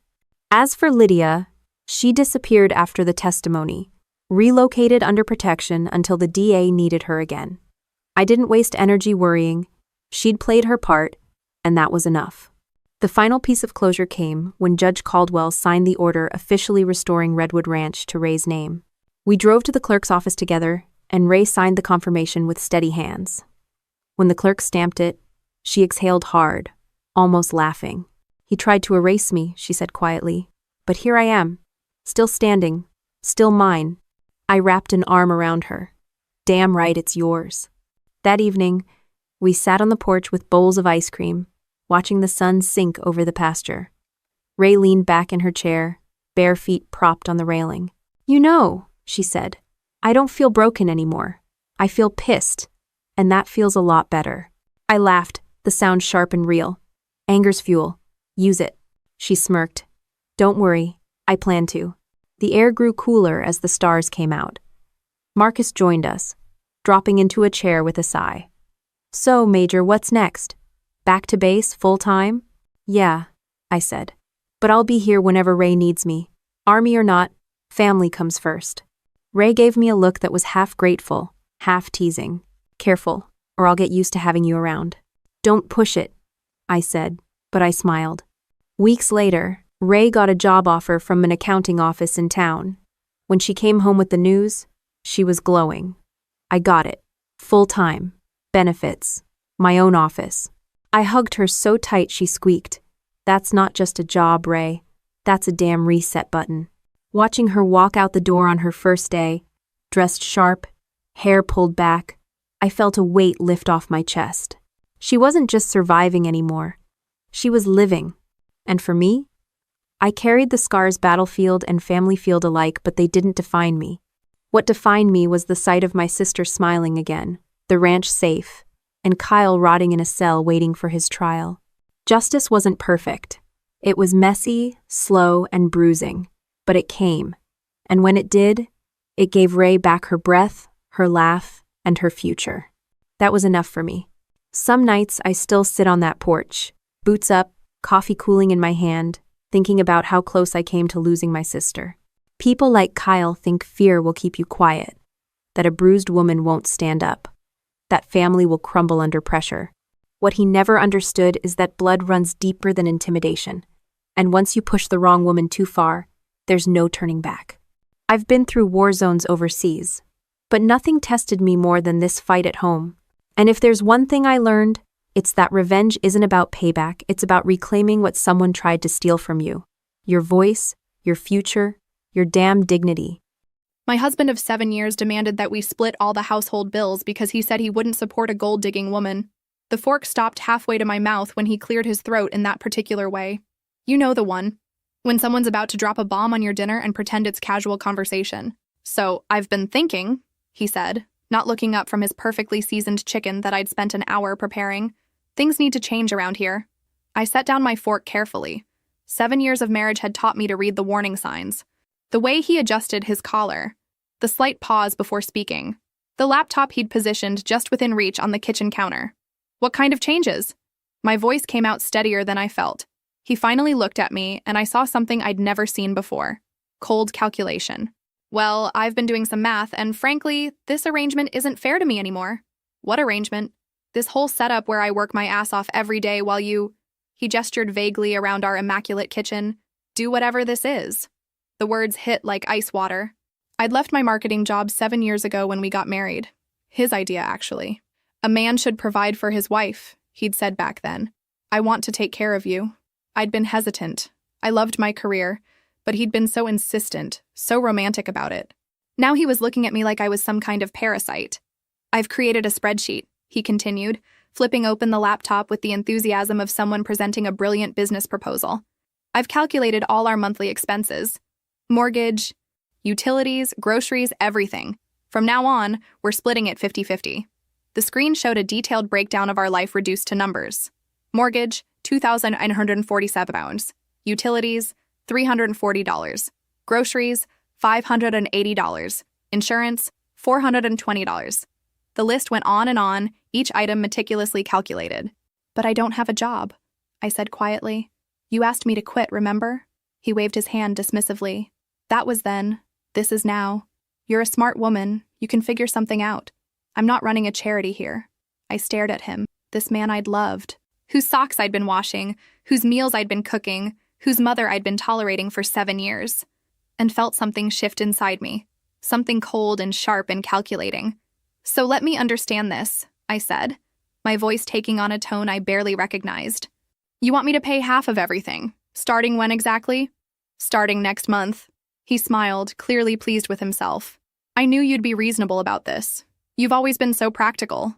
I looked at the spreadsheet again, noting every detail. The mortgage on the house I'd turned into a home, the utility bills for the electricity I used to iron his shirts, the grocery money for the food I planned, bought, and prepared. "Okay," I said. He blinked, apparently surprised by how easily I'd agreed. "Okay? Yes, you're absolutely right. If we're going to be roommates instead of husband and wife, we should split everything equally." I smiled, and something in my expression must have registered because he shifted uncomfortably. That's great. "Honey, I'm glad you understand." But I could see it in his eyes. He'd expected a fight. Maybe tears, definitely begging. Instead, he got agreement, and it was clearly unsettling him. I picked up my fork and took another bite of the dinner I'd prepared. "This is delicious, isn't it? I really outdid myself tonight." "Yeah, it's good," he mumbled, suddenly focused intently on his plate. As I chewed, my mind was already working. If he wanted to play this game, I'd play it. But he'd just made one crucial mistake. He'd assumed I was the same woman who'd agreed to quit her job 7 years ago. He had no idea what he'd just unleashed. The next morning, I woke up at my usual time, 6:30. But instead of padding to the kitchen to start the coffee and lay out his clothes for work, I rolled over and went back to sleep. At 7:15, I heard his alarm go off. Then again at 7:25. By 7:30, I could hear him stumbling around the bedroom, clearly confused by the absence of his usual routine. "Honey?" His voice drifted from the kitchen. "Where's the coffee?" I pulled my pillow over my head and smiled. Let the games begin. 20 minutes later, he was back in the bedroom, half-dressed and agitated. "What's going on? There's no coffee, no breakfast, and I can't find my blue shirt anywhere." I stretched lazily and looked at him with innocent confusion. "Good morning to you, too. What's wrong?" "What's wrong? It's almost 8 o'clock and nothing's ready." "Ready for what?" I sat up, genuinely puzzled by his distress. "Oh, you mean your stuff? But sweetheart, remember what you said last night? We're splitting everything 50-50 now. That means we each handle our own responsibilities." His mouth opened and closed like a fish. "But you always make coffee." "I make coffee for myself. You're welcome to make your own." I swung my legs out of bed and headed for my closet. "Your blue shirt is in the laundry room. By the way, in the dirty clothes basket where you left it 3 days ago. But you always do the laundry." "I do my laundry. Your clothes are your responsibility now." I pulled out a beautiful dress I hadn't worn in months, something I used to save for special occasions that never came. "This arrangement was your idea, remember? Equal partners, equal responsibilities." I could practically see the gears grinding in his head as he tried to process this new reality. He'd wanted a business arrangement, and I was giving him exactly that. "This is ridiculous," he muttered, stomping toward the laundry room. "You're being petty." "I'm being practical," I called after him, "just like you said I was." While he crashed around looking for clean clothes, I made myself a single cup of coffee in my favorite mug, the one he usually grabbed because it was bigger. I scrambled 1 egg, toasted 1 slice of bread, and sat down to eat in peaceful silence.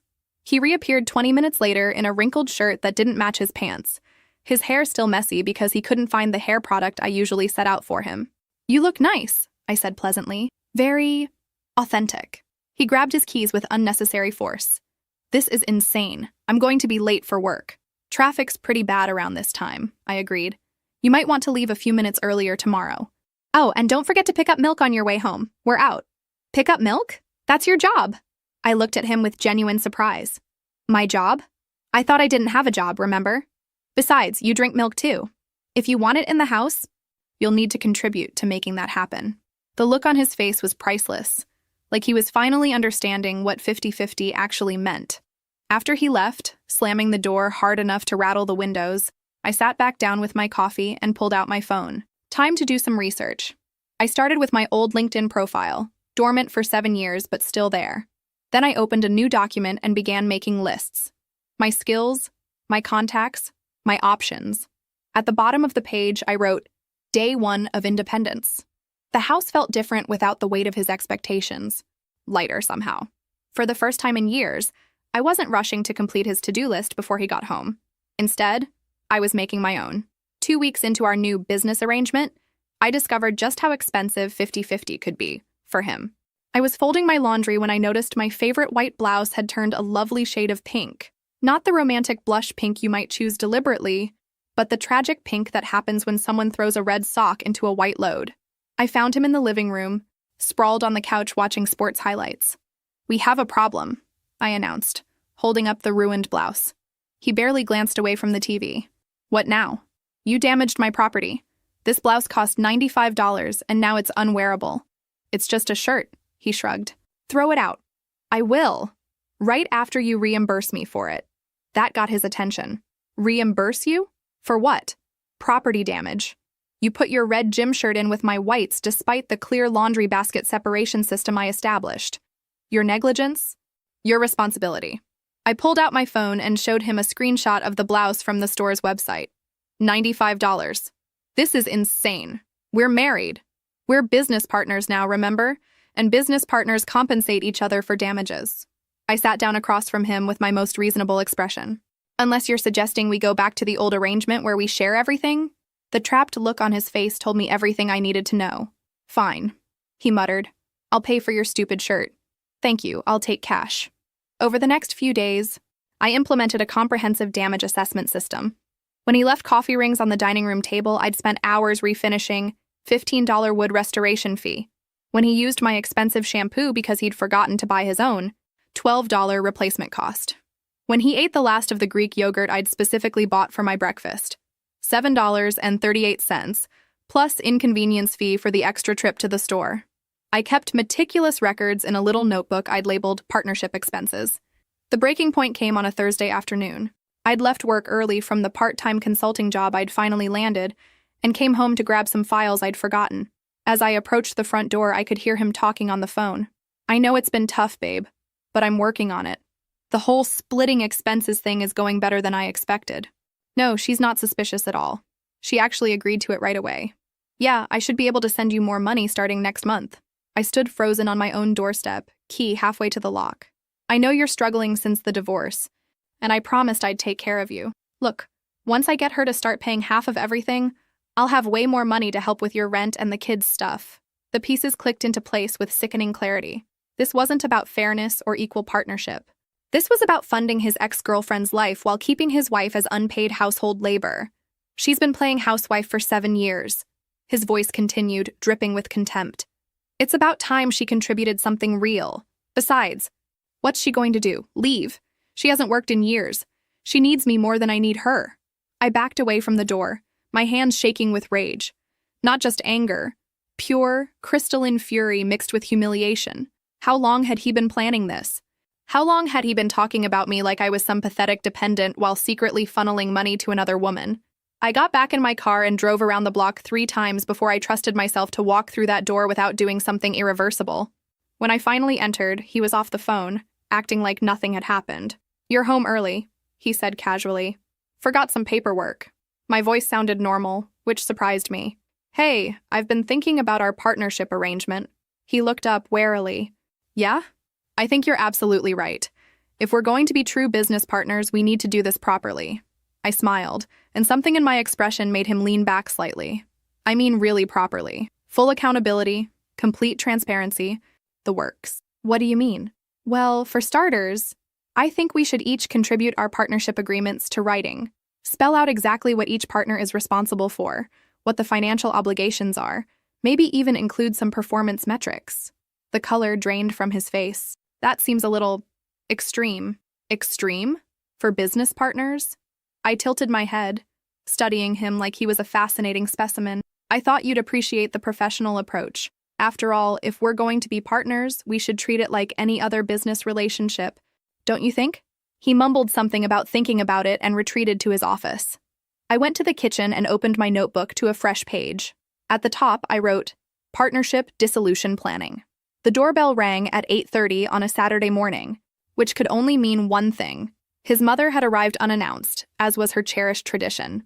I answered the door in my pajamas and robe, coffee mug in hand, completely unbothered by my appearance. The old me would have panicked, thrown on real clothes, and spent 10 minutes apologizing for the state of the house. "Oh," she said, taking in my casual attire with obvious disapproval. You're not dressed. Good morning to you, too. Come in. I stepped aside, genuinely curious to see her reaction to the current state of our home. She walked into the living room and stopped dead. His side of the room was a disaster zone. Dirty clothes draped over furniture, takeout containers stacked on the coffee table, newspapers scattered across the floor. My side was immaculate, with fresh flowers and neatly arranged books. What in heaven's name happened here? She gasped. Oh, that's your son's area. I only manage my own space now. I settled into my clean chair and sipped my coffee peacefully. Where is he? Still sleeping. He was up late trying to figure out how to work the washing machine. Her face turned an interesting shade of purple. You didn't help him? Why would I? He's a grown man. I studied her over my mug. Would you like some coffee? I have enough for one more cup. This is outrageous. She marched toward the kitchen, and I heard her sharp intake of breath as she discovered the division there too. One side spotless, the other looking like a tornado had hit it. She stormed back, her perfectly coiffed hair practically vibrating with indignation. What kind of wife are you?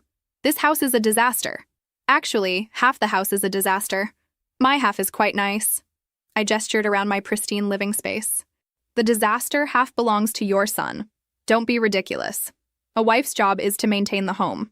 I set down my coffee and looked at her with genuine curiosity. According to whom? According to common decency. To the way things are supposed to be. I stood up and walked to the kitchen, returning with a folder I'd prepared for exactly this moment. You might want to see this before you continue. I handed her the printed copy of his spreadsheet, the one where he'd calculated every household expense and declared that I needed to pay half because I was, in his words, freeloading. She stared at the document, her mouth opening and closing silently. Your son decided we should be business partners instead of husband and wife, I explained pleasantly. Equal financial responsibilities, equal domestic responsibilities. This was entirely his idea. But you're supposed to what?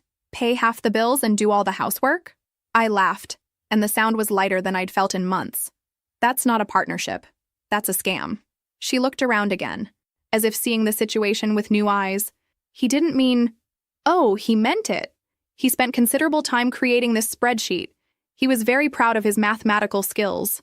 I took the document back from her trembling hands. Would you like me to show you the part where he calculated that my 7 years of unpaid household management was worth $0? The fight went out of her all at once. She sank onto his dirty couch, apparently not caring about the takeout containers. I raised him better than this, she whispered. Did you? I asked, not unkindly, because this level of entitlement doesn't develop overnight. Heavy footsteps on the stairs announced his arrival. He appeared in rumpled pajamas, hair sticking up at odd angles, clearly unprepared for his mother's visit. Mom, what are you doing here? I came to see why your wife isn't taking care of you properly, she said flatly. Instead, I find out you've turned your marriage into some kind of business arrangement. He shot me a look that could have melted steel. She's been filling your head with nonsense. Nonsense? His mother held up the spreadsheet. You documented it yourself.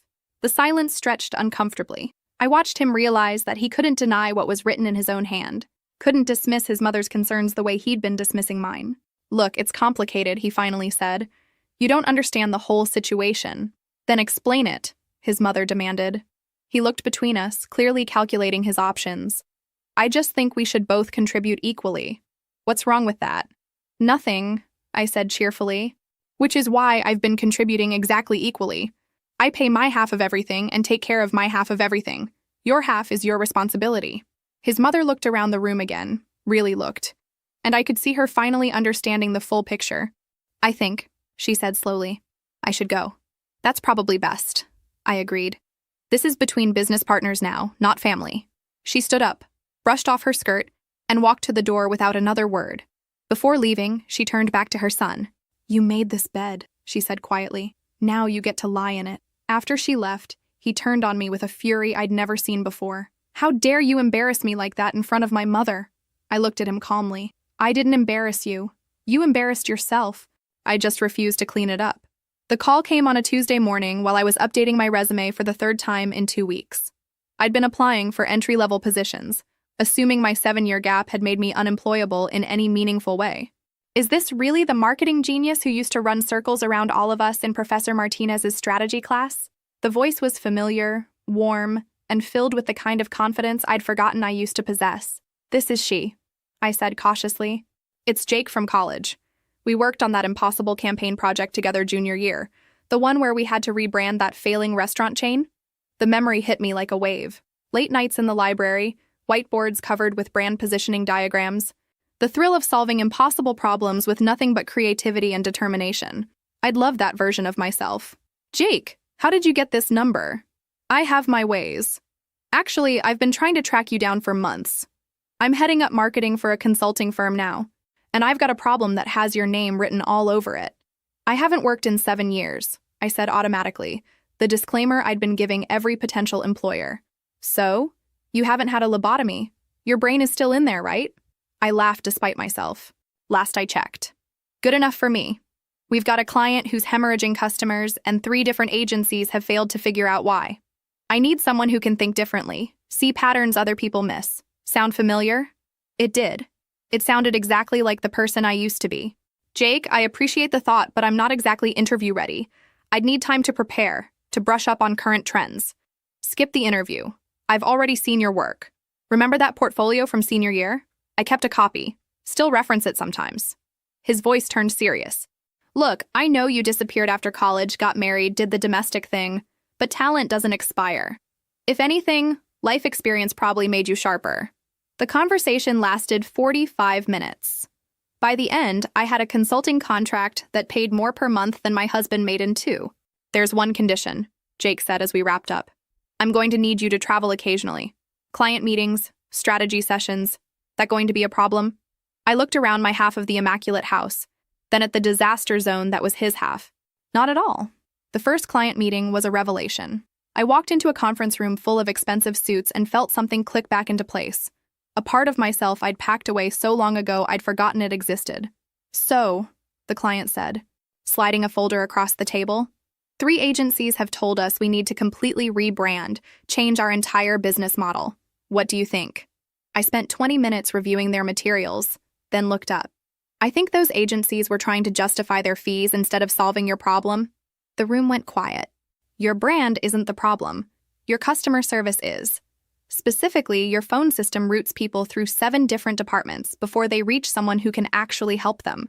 Your customers aren't leaving because they don't like your product. They're leaving because buying from you is exhausting. I spent the next hour walking them through a complete customer journey analysis I'd improvised on the spot. By the time I finished, the CEO was taking notes. This is exactly what we needed, he said. When can you start? Jake walked me out afterward, grinning like he'd won the lottery. That was brilliant. Absolutely brilliant. I'd forgotten how good you were at cutting through the noise. I'd forgotten too, I admitted. He stopped walking and looked at me seriously. Can I ask you something? Why did you stop? You were the most ambitious person in our graduating class. I always figured you'd end up running your own agency by now. The question hit harder than I expected. I got married. My husband wanted me to focus on the home. And you wanted that too? I opened my mouth to give the automatic response I'd been giving for 7 years. That it had been my choice. That I'd wanted to be a supportive wife. But standing there in my professional clothes, fresh from solving a problem that had stumped 3 established agencies, I couldn't make the words come. I don't think what I wanted mattered much, I said finally. Jake's expression darkened. That's not okay. No, I agreed, surprising myself with how calm I sounded. It's not. He walked me to my car, and as I drove home, I felt like I was seeing everything with new eyes. The strip malls and office buildings I passed weren't just scenery anymore. They were possibilities, opportunities, places where my skills mattered, where my ideas had value. When I pulled into my driveway, I sat for a moment before going inside. The house looked different somehow. Smaller. Less like a castle and more like what it actually was, just a building. Inside, I found him at the kitchen table with his laptop, surrounded by bills and that infamous spreadsheet. How was your day? He asked without looking up. Productive. I set my purse down and loosened my blazer. I got a consulting contract. Good money. Now he looked up. That's great. How much money? I named the figure, and his eyes widened. That's more than I make. I know. I smiled. Looks like I won't have any trouble paying my half of the bills after all. The expression on his face was complicated. Surprise, worry, and something else I couldn't quite identify. Something that looked almost like fear. For the first time in 7 years, I understood why. She showed up on a Saturday afternoon while he was at his brother's house, probably complaining about his unreasonable wife who dared to expect equal treatment in her own home. The doorbell rang, and I opened it to find a woman about my age with tired eyes and highlighted hair that needed touching up. She was pretty in a worn-down way, like someone who'd been fighting battles for too long. "You must be his wife," she said, as if that explained everything. "I am, and you must be the ex-girlfriend he's been financially supporting." I leaned against the door frame casually. "Would you like to come in?" Her confident expression faltered. What? Come in," I repeated, stepping aside. "We should talk." She followed me into the living room, clearly thrown by my calm demeanor. I could practically see her recalibrating, trying to figure out why I wasn't screaming or throwing things. "Look," she started, perching nervously on the edge of the couch. "I know this is awkward, but I'm worried about him. He's been so stressed lately, and I think you don't understand how hard he works." "Oh, I understand perfectly." I settled into my chair with a cup of tea I'd been drinking when she arrived. "He works very hard to maintain 2 households on one salary." The color drained from her face. "I'm sorry? He's been sending you money, hasn't he? That's why he suddenly decided we needed to split all our expenses 50-50. More money for him means more money for you." She started to deny it, but I held up my hand. "Before you waste energy on lies, you should know I've seen the evidence." I walked to my desk and pulled out a folder I'd prepared weeks ago. Bank statements with highlighted transfers, screenshots of text messages I'd found on the phone bill, credit card charges to a florist in her neighborhood. "February 14th, I said, pointing to one charge. "Roses delivered to your address. March 23rd, money transfer for $400 with the memo rent help. April 15th, another transfer for $600 with the memo kids need shoes." She stared at the papers like they might catch fire. "How did you get these?" "I'm not stupid, despite what both of you apparently think." I sat back down, watching her face cycle through shock, embarrassment, and something that might have been admiration. "He said you didn't know," she whispered. "He said a lot of things. That I was lazy, that I contributed nothing, that I was lucky he kept me around." I sipped my tea calmly. "Did he mention that I've been running his household for 7 years without pay while he convinced me I was worthless?" Her mouth opened and closed silently. "Here's what's interesting," I continued conversationally. "You're not the villain here. You're just another woman he's manipulating. He told you I was some kind of gold digger, didn't he? Made you think you were saving him from a terrible marriage?" She nodded reluctantly. "Just like he made me think I was lucky to have a man who wanted to take care of me. Just like he probably told his first ex-wife that she was the problem too." "First ex-wife?" Her voice was barely audible. "Oh, yes. Did he not mention her?" "Interesting." I leaned forward slightly. "Let me guess. He told you that you were different from all the other women who didn't understand him?" The recognition in her eyes was painful to watch. "He has a pattern," I said gently. "Find a woman who needs something. Security, financial help, validation, promise to provide it, then slowly make her believe she's the problem when things go wrong." "But he loves me," she said, though her voice lacked conviction. "Does he? Or does he love having someone who depends on him?" I pulled out one more document, a printout of his call logs. "Look at this. Every time he calls you is when he's angry with me. You're not his girlfriend. You're his emotional escape valve." She studied the evidence, and I could see the exact moment when everything clicked into place. "Oh God," she breathed. "I'm such an idiot." "No, you're not. You're a single mother trying to survive, and he offered you a lifeline. That doesn't make you stupid. It makes you human." We sat in silence for a moment, 2 women who'd been played by the same man in different ways. "What are you going to do?" she asked finally. "I'm going to stop paying for his games, both literally and figuratively." I gathered up the papers. "What are you going to do?" She looked around my beautiful home, the home I'd created and maintained while believing I was worthless. And something hardened in her expression. "I'm going to stop taking his money," she said firmly. "I've been applying for better jobs anyway. I don't need his charity." "Good for you." She stood up, then paused at the door. "Aren't you angry? At me, I mean?" I considered the question seriously. A month ago, I would have been furious. I would have blamed you for everything, probably would have fought to win him back. I smiled, and it felt genuine. Now I just feel sorry for whoever he targets next.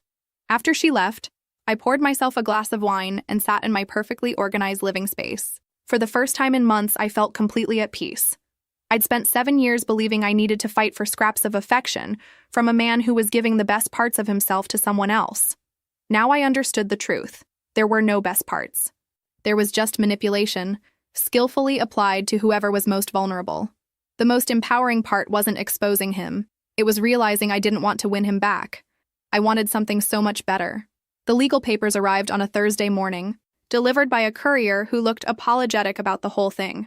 I signed for them with the same calm I'd been cultivating for months, then sat at my kitchen table to read what my husband thought was his nuclear option. Petition for exclusive use and occupancy of marital residence, the header read. Below that, in legal language that couldn't quite hide the desperation, he was asking a judge to remove me from my own home because I was creating an uninhabitable living situation and preventing him from peaceful enjoyment of his property. I had to laugh. After 7 years of free housekeeping, cooking, and emotional labor, he was now claiming I was the problem because I'd stopped providing those services for free. The hearing was scheduled for the following Tuesday. I spent the weekend preparing, and by Monday night, I had 3 binders full of evidence that told a very different story than the one he was trying to sell. Tuesday morning, I dressed in my best suit, the one I'd bought for client meetings, and arrived at the courthouse early. He was already there with his lawyer, an expensive-looking man in his 50s who clearly thought this was going to be a straightforward case of removing an uncooperative wife.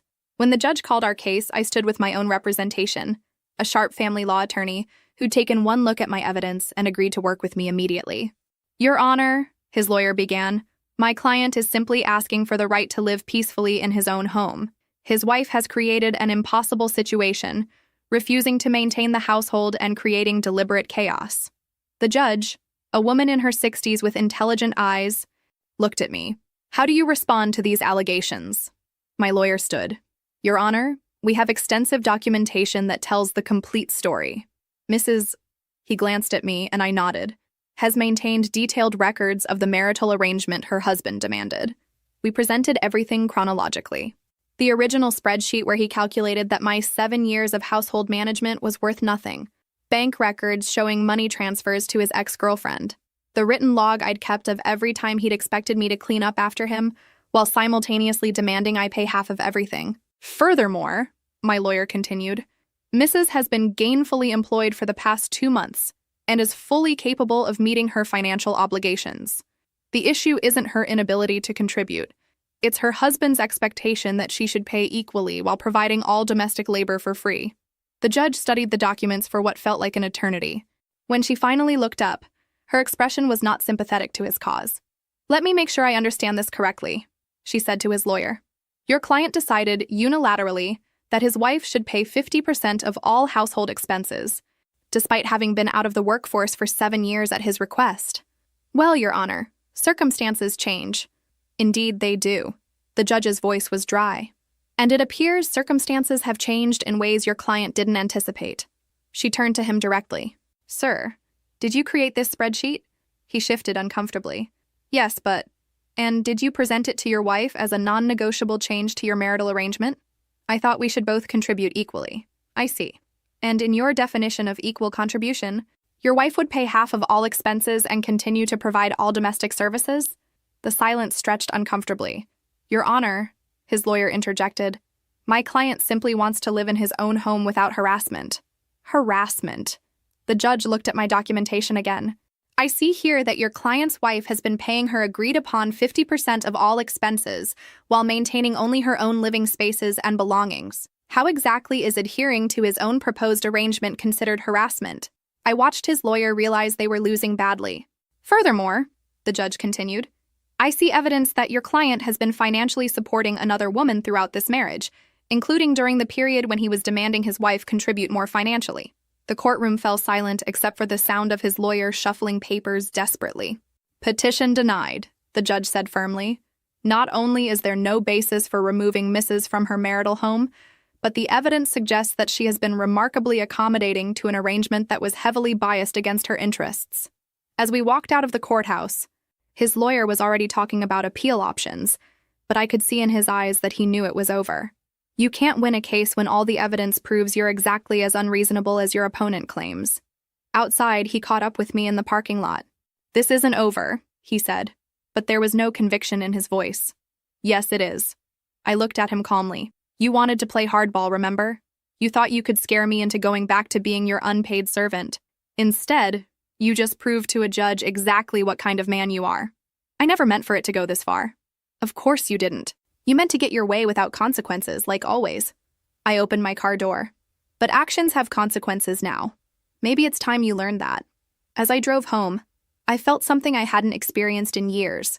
The solid satisfaction of being completely, legally, unquestionably right.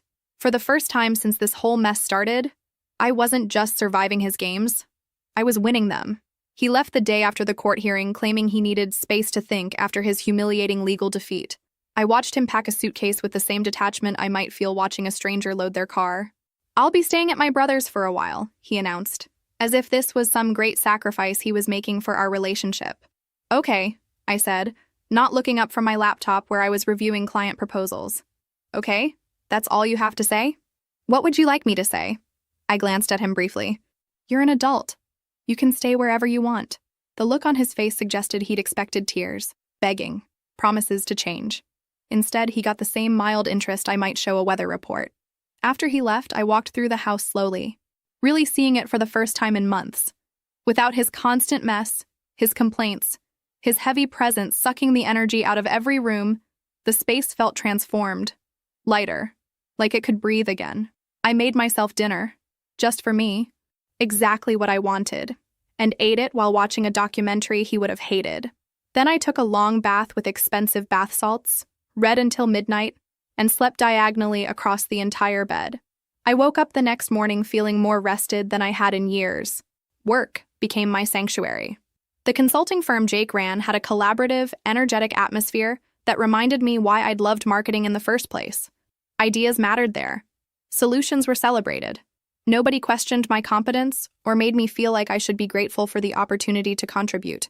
"You've been different lately," Jake mentioned over coffee after a particularly successful client presentation. "More confident. More yourself, I guess." "I feel more like myself," I admitted. "It's amazing how much mental energy gets freed up when you're not constantly defending your right to exist."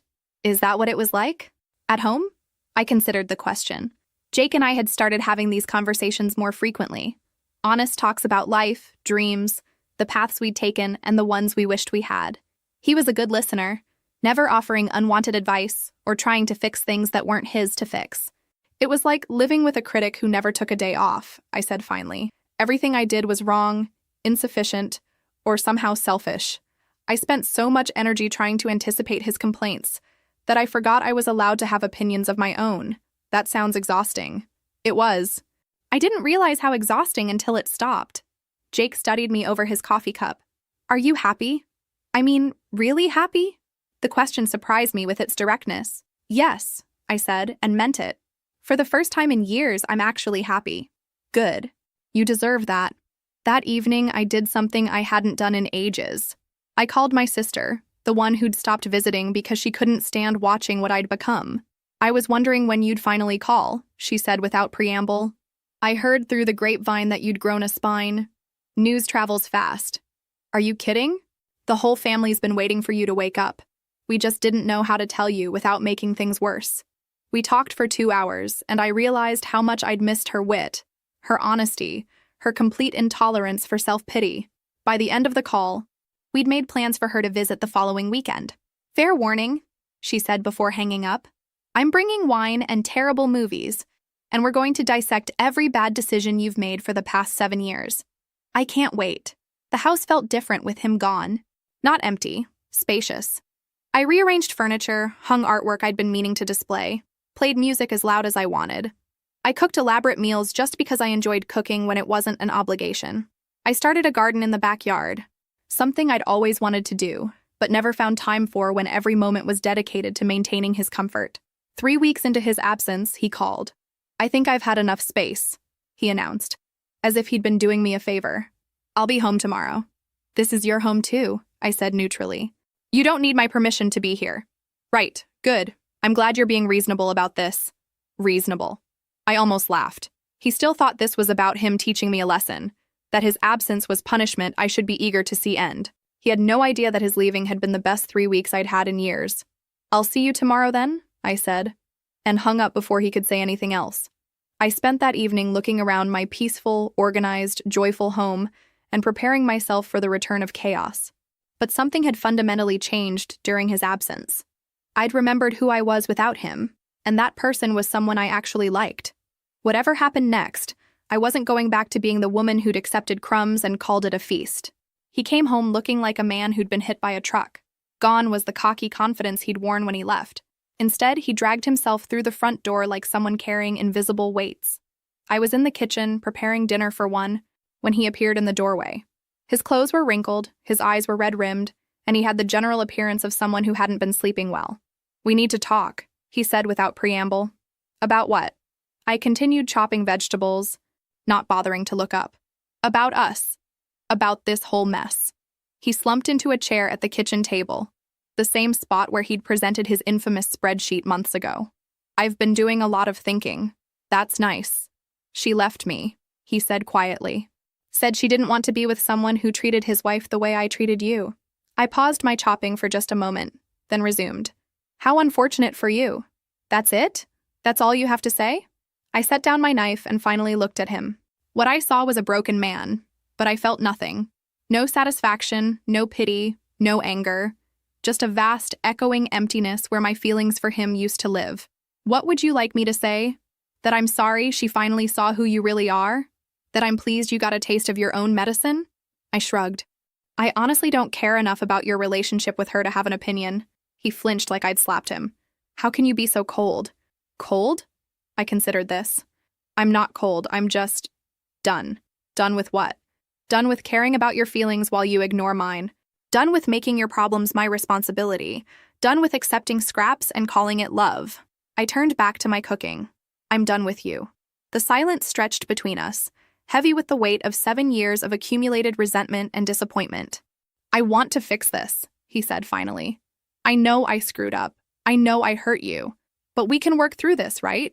People change. I can change." I laughed, and the sound surprised both of us. It wasn't bitter or angry, just genuinely amused by the absurdity of the situation. "Do you remember what you said when you wanted me to quit my job?" I asked. "What does that have to do with anything?" "You said a real man takes care of his wife. You said you wanted to provide for me, protect me. You made it sound romantic, noble even." I moved to the stove, still not looking at him. "Do you remember what you said when I told you I missed working?" He was quiet. "You said I was being selfish, that a good wife supports her husband's dreams instead of chasing her own fantasies. You made me feel guilty for wanting something beyond your kitchen. I was wrong about that. Were you? Or are you just saying that because your backup plan fell through?" I turned to face him fully. "Because the thing is, I don't think you were wrong back then. I think you meant every word. Just like you meant every word when you called me a freeloader who needed to start paying her fair share. But you've learned that actions have consequences. That's not the same as changing who you are, fundamentally."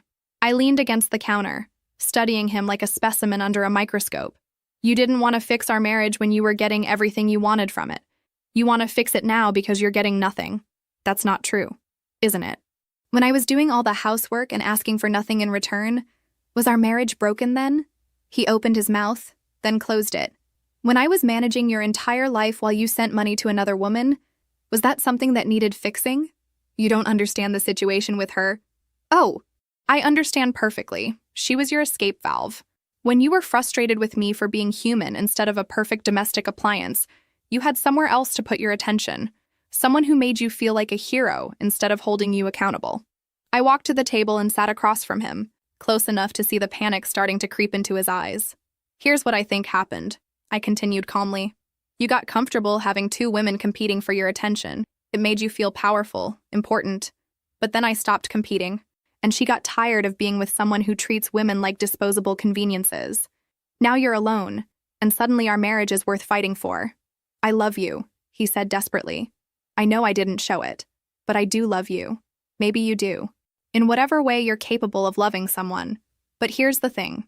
I don't love you anymore." The words hung in the air between us, simple and final. I don't love the man who convinced me I was worthless while I made his life perfect. I don't love the man who called me a gold digger for wanting basic respect. And I definitely don't love the man who's only here because his plan B didn't work out.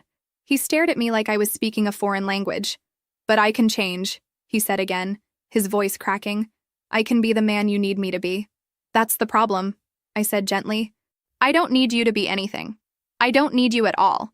I started packing the next morning while he was at work, methodically going through 7 years of accumulated life and taking only what was truly mine. It was surprising how little that turned out to be. My clothes, my books, my laptop, a few pieces of jewelry that had belonged to my grandmother. Everything else was either his or something we'd bought together back when together meant something. I was folding my last sweater when I heard his car in the driveway. He wasn't supposed to be home for hours, but apparently word travels fast when someone calls out of work to prevent their spouse from leaving. What the hell is this? He stood in the bedroom doorway, staring at the suitcases lined up on the bed. I'm moving out. I continued packing calmly. I found a furnished apartment downtown, close to work. You can't just leave. Actually, I can. I'm an adult with a job and my own income. Leaving is well within my capabilities. He rushed to the suitcase I was packing and started pulling clothes back out. Stop this. We need to talk about this rationally. I gently but firmly took my blouse back from his hands. There's nothing to discuss. I told you last night. I'm done. But you can't mean that. People don't just throw away 7 years of marriage. I'm not throwing it away. You already did that when you decided I was worth less than your ex-girlfriend. I zipped the suitcase closed. I'm just finally accepting what you taught me. He sat heavily on the bed, looking around the room like he was seeing it for the first time. Where will you go? What will you do? I told you, I have an apartment. As for what I'll do, I'll work, pay my bills, and live my life. You know, all the things I've been doing for the past few months. But what about us? What about this house? What about our life together? I paused in my packing and really looked at him. He seemed genuinely confused, as if he couldn't understand why actions might have permanent consequences. Our life together was me serving you, while you convinced me I should be grateful for the privilege. That's not a life I want anymore. I said I'd change, and I believe you think you would try. But change requires understanding what was wrong in the first place, and you still don't get it. I picked up the last suitcase. You think this is about the money you gave her? Or the chores you didn't do? Or the bills you wanted me to split? Those were just symptoms. Symptoms of what? Of the fact that you never saw me as an equal partner. I was either a service provider or a burden, depending on what you needed at the moment. That's not love. That's ownership. I walked toward the door, and he scrambled to follow me. Please don't do this. I'm begging you. I'll do anything. I stopped at the front door and turned back to him one last time. Do you know what you could have done 6 months ago that would have saved this marriage? He shook his head desperately. You could have said thank you. Just once. You could have acknowledged that I'd been contributing to this relationship all along, even if it wasn't in the form of a paycheck. You could have treated me like a partner instead of like hired help who wasn't working out. I can say thank you now. It's too late. I opened the door. Thank you only matters when it's sincere, not when it's strategic. The moving truck was waiting outside. I'd arranged everything while he was at work, efficient as always. As the movers loaded my belongings, he stood on the front porch looking lost. How am I supposed to live here without you? He called out. The same way I lived here with you, I called back. You'll figure it out. The apartment was small but bright, with big windows and hardwood floors that reflected the afternoon sunlight. It came furnished with simple, clean furniture that was nothing like the heavy, expensive pieces we'd accumulated together. I loved it immediately. That first night, I sat on my new couch eating takeout from my favorite Thai place, the one he'd always complained was too spicy, and felt something I hadn't experienced in years. Complete peace. No one was going to come home and criticize the way I'd arranged the throw pillows. No one was going to leave dirty dishes in my clean sink. No one was going to make me feel like I needed to justify my existence or apologize for taking up space. I was alone, and it was glorious. My phone rang around 9 o'clock. His name appeared on the screen, and I let it go to voicemail. Then it rang again, and again. Finally, I turned it off. The silence that followed wasn't empty. It was full of possibility, full of choices that were mine alone to make, full of a future that stretched ahead of me like an open road with no predetermined destination. For the first time in 7 years, I fell asleep without worrying about whether I'd done enough to earn my place in someone else's life. I was home. The first thing I did in my new apartment was buy flowers. Bright yellow sunflowers that I placed on the kitchen table where I could see them every morning. In my old life, flowers were an unnecessary expense, a frivolity that would have required justification and probably resulted in a lecture about fiscal responsibility. Now they were just beautiful, and that was reason enough. I spent the first weekend arranging my new space exactly how I wanted it. Books organized by subject instead of alphabetically because that's how my mind worked. Art hung at heights that made sense for my eyes, not his. The thermostat set to a temperature that kept me comfortable without needing to negotiate. Every small decision felt revolutionary. Work became even more fulfilling. Without the constant underlying stress of managing someone else's emotions, I found myself taking on bigger challenges, proposing bolder solutions. Jake noticed the change immediately. "You're on fire lately," he said after a presentation that had landed us a major new account. "Whatever you're doing differently, keep doing it." "I'm sleeping better," I said, which was true, but not the whole truth. The whole truth was that I'd stopped living in a state of chronic anxiety, always braced for the next criticism or demand. Jake and I had started spending more time together outside of work, dinner after long days, coffee on Saturday mornings, walks through the downtown farmers market. Nothing officially romantic, just the easy companionship of two people who genuinely enjoyed each other's company. He never asked for more than I was offering, never made me feel like his attention came with strings attached. When I mentioned that I wasn't ready for anything serious, he'd simply nodded and said, "Fair enough, I like spending time with you regardless." It was the first time in years that a man had accepted my boundaries without arguing, pouting, or trying to convince me I was wrong about my own feelings. "You know what's weird?" I told him one evening as we walked through the park near my apartment. "I keep waiting for the other shoe to drop, for you to suddenly start keeping score of favors or making demands or telling me I'm not grateful enough. That sounds exhausting," he said quietly. Living like that. It was. I didn't realize how exhausting until it stopped. 3 months into my new life, my sister came to visit. She walked through my little apartment with obvious approval, taking in the flowers, the books arranged just how I liked them, the general atmosphere of contentment. "You look different," she said over wine and takeout. "Younger somehow." "I feel younger, like I got my life back." "Are you dating Jake officially yet?" "We're taking it slow, really slow." I curled up in my favorite corner of the couch. "It's nice not having to rush into anything. He's not going anywhere, and neither am I." "Good for you. After 7 years of walking on eggshells, you deserve someone who lets you set the pace." My phone had stopped ringing weeks ago. The desperate voicemails had tapered off, then stopped entirely. I'd heard through mutual friends that he was struggling with basic household tasks, living off frozen dinners and wearing wrinkled clothes. Part of me had expected to feel guilty about this, but I didn't. His incompetence wasn't my emergency anymore. "Do you miss it at all?" my sister asked. "The marriage, I mean. Not him specifically, but the idea of it." I thought about the question seriously. I miss the marriage I thought we had in the beginning, the partnership I thought we were building. But that was mostly in my head anyway. The reality was me doing all the emotional labor while pretending we were a team. And now? Now I actually am free to build the life I want instead of constantly adapting to someone else's vision of what my life should look like. That night, after my sister had gone back to her hotel, I sat in my quiet apartment and made a list of everything I'd accomplished since leaving.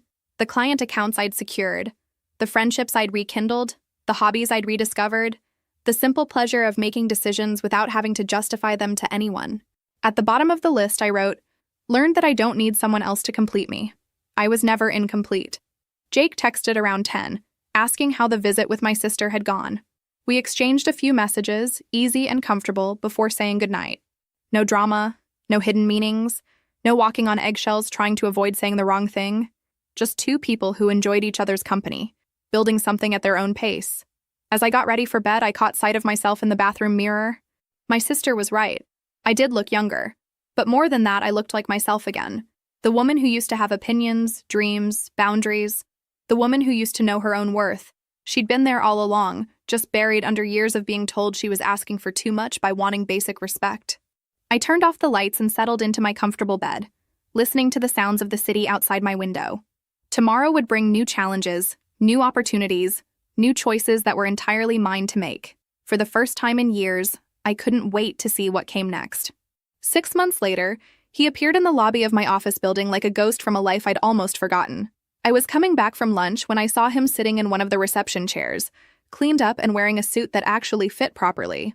"Could we talk?" he asked, standing when he saw me. "Please, just 5 minutes." I looked at this man I'd once loved, once feared disappointing, once built my entire identity around pleasing, and felt nothing but mild curiosity about what had brought him here. 5 minutes, I agreed, leading him to a small conference room where we could speak privately. He looked nervous in a way I'd never seen before, like someone approaching a job interview for a position they desperately needed but probably wouldn't get. "You look good," he said, settling into the chair across from me. "Happy. I am happy. I've been working on myself," he continued, the words tumbling out like he'd rehearsed them. "Therapy, anger management, the whole thing. I've learned a lot about how I treated you, how wrong I was about everything. That's good. Personal growth is important. I can cook now. Really cook. Not just microwave stuff. And I've been keeping the house clean, doing my own laundry. I even learned how to iron." He smiled hopefully. "I know that probably sounds pathetic, but I wanted you to know that I get it now. I understand what you were doing all those years." "Okay." My calm responses seemed to unnerve him. I could see him struggling to find the words that would create the reaction he wanted. "I miss you," he said finally. "I miss us. I know I don't deserve another chance, but I'm asking for one anyway. I can be the partner you needed me to be. I can be better." I studied his face, looking for any trace of the feelings that used to live there. The love, the hope, the desperate need for his approval. They were gone, replaced by something much more valuable: indifference. "I believe you," I said simply. "You do?" His face lit up with hope. "Yes. I believe you've learned to cook and clean and manage your own life. I believe you've gained some insight into how poorly you treated me. I even believe you're sincere about wanting to change." But it doesn't matter. The hope died in his eyes as quickly as it had appeared. 6 months ago, hearing you say these things might have meant something to me. A year ago, I would have been grateful just to hear you acknowledge that I'd been contributing to our relationship all along. I leaned back in my chair, completely relaxed. "But that woman is gone." "What do you mean?" "I mean, I don't need you to validate my worth anymore. I don't need you to appreciate my contributions or treat me like an equal partner. I already know I'm valuable, with or without your recognition." He stared at me like I was speaking in code. "The person you want back, the woman who would be grateful for crumbs of respect, who would rebuild her entire life around your improved behavior, she doesn't exist anymore. I outgrew her. But if I've changed, you probably have, at least somewhat. But here's the thing you still don't understand. This was never really about you changing. It was about me realizing that I didn't need you to." I stood up, signaling that our conversation was over. "I have a life now that makes me genuinely happy. Work that challenges me, friends who respect me, choices that are entirely my own. I wake up every morning excited about the day ahead instead of anxious about what I might do wrong. But we could have that together now. We could be real partners." "We could be," I agreed. "But I don't want to be. Not with you, not with anyone who I'd have to train to see my humanity. I'd rather be alone and happy than partnered and constantly proving my worth." He looked devastated, like someone who just realized they'd lost something irreplaceable. "Is there anything I can say? Anything I can do?" "You can be happy for me," I said gently. "You can understand that this isn't about punishment or revenge. It's about me choosing a life where I don't have to fight for basic respect." I walked him to the elevator, and as the doors opened, he turned back one last time. "I really do love you," he said. "I know you do, in whatever way you're capable of loving someone. But I love myself more now, and that makes all the difference." The elevator doors closed, and I watched the numbers light up as he descended back to whatever life he was building without me. I returned to my office, where Jake was waiting with coffee and the presentation materials for our 3 o'clock meeting. "Everything okay?" he asked, noting my thoughtful expression. "Everything's perfect," I said, and meant it completely. That evening, I sat in my favorite corner of my apartment with a cup of tea and my journal, documenting the final chapter of a story that had taken me 7 years to finish writing. Outside my window, the city hummed with life and possibility. My phone buzzed with a text from Jake. "Dinner tomorrow? There's a new place I think you'd love." I smiled and typed back, "I'd like that." Not because I needed him, not because I was afraid of being alone, but because I genuinely enjoyed his company and chose to share my time with him. The difference was everything. I closed my journal and looked around my small, perfectly arranged apartment. Every item in it was there because I wanted it there. Every choice, from the sunflowers on my table to the book on my nightstand, reflected my preferences and no one else's. 7 years ago, I'd believed that love meant making yourself smaller so someone else could feel bigger. I'd thought partnership meant erasing your own needs to better serve someone else's. Now I understood that real love, for yourself and others, required the exact opposite. It demanded that you show up as your full, authentic self and refuse to accept anything less than the same in return.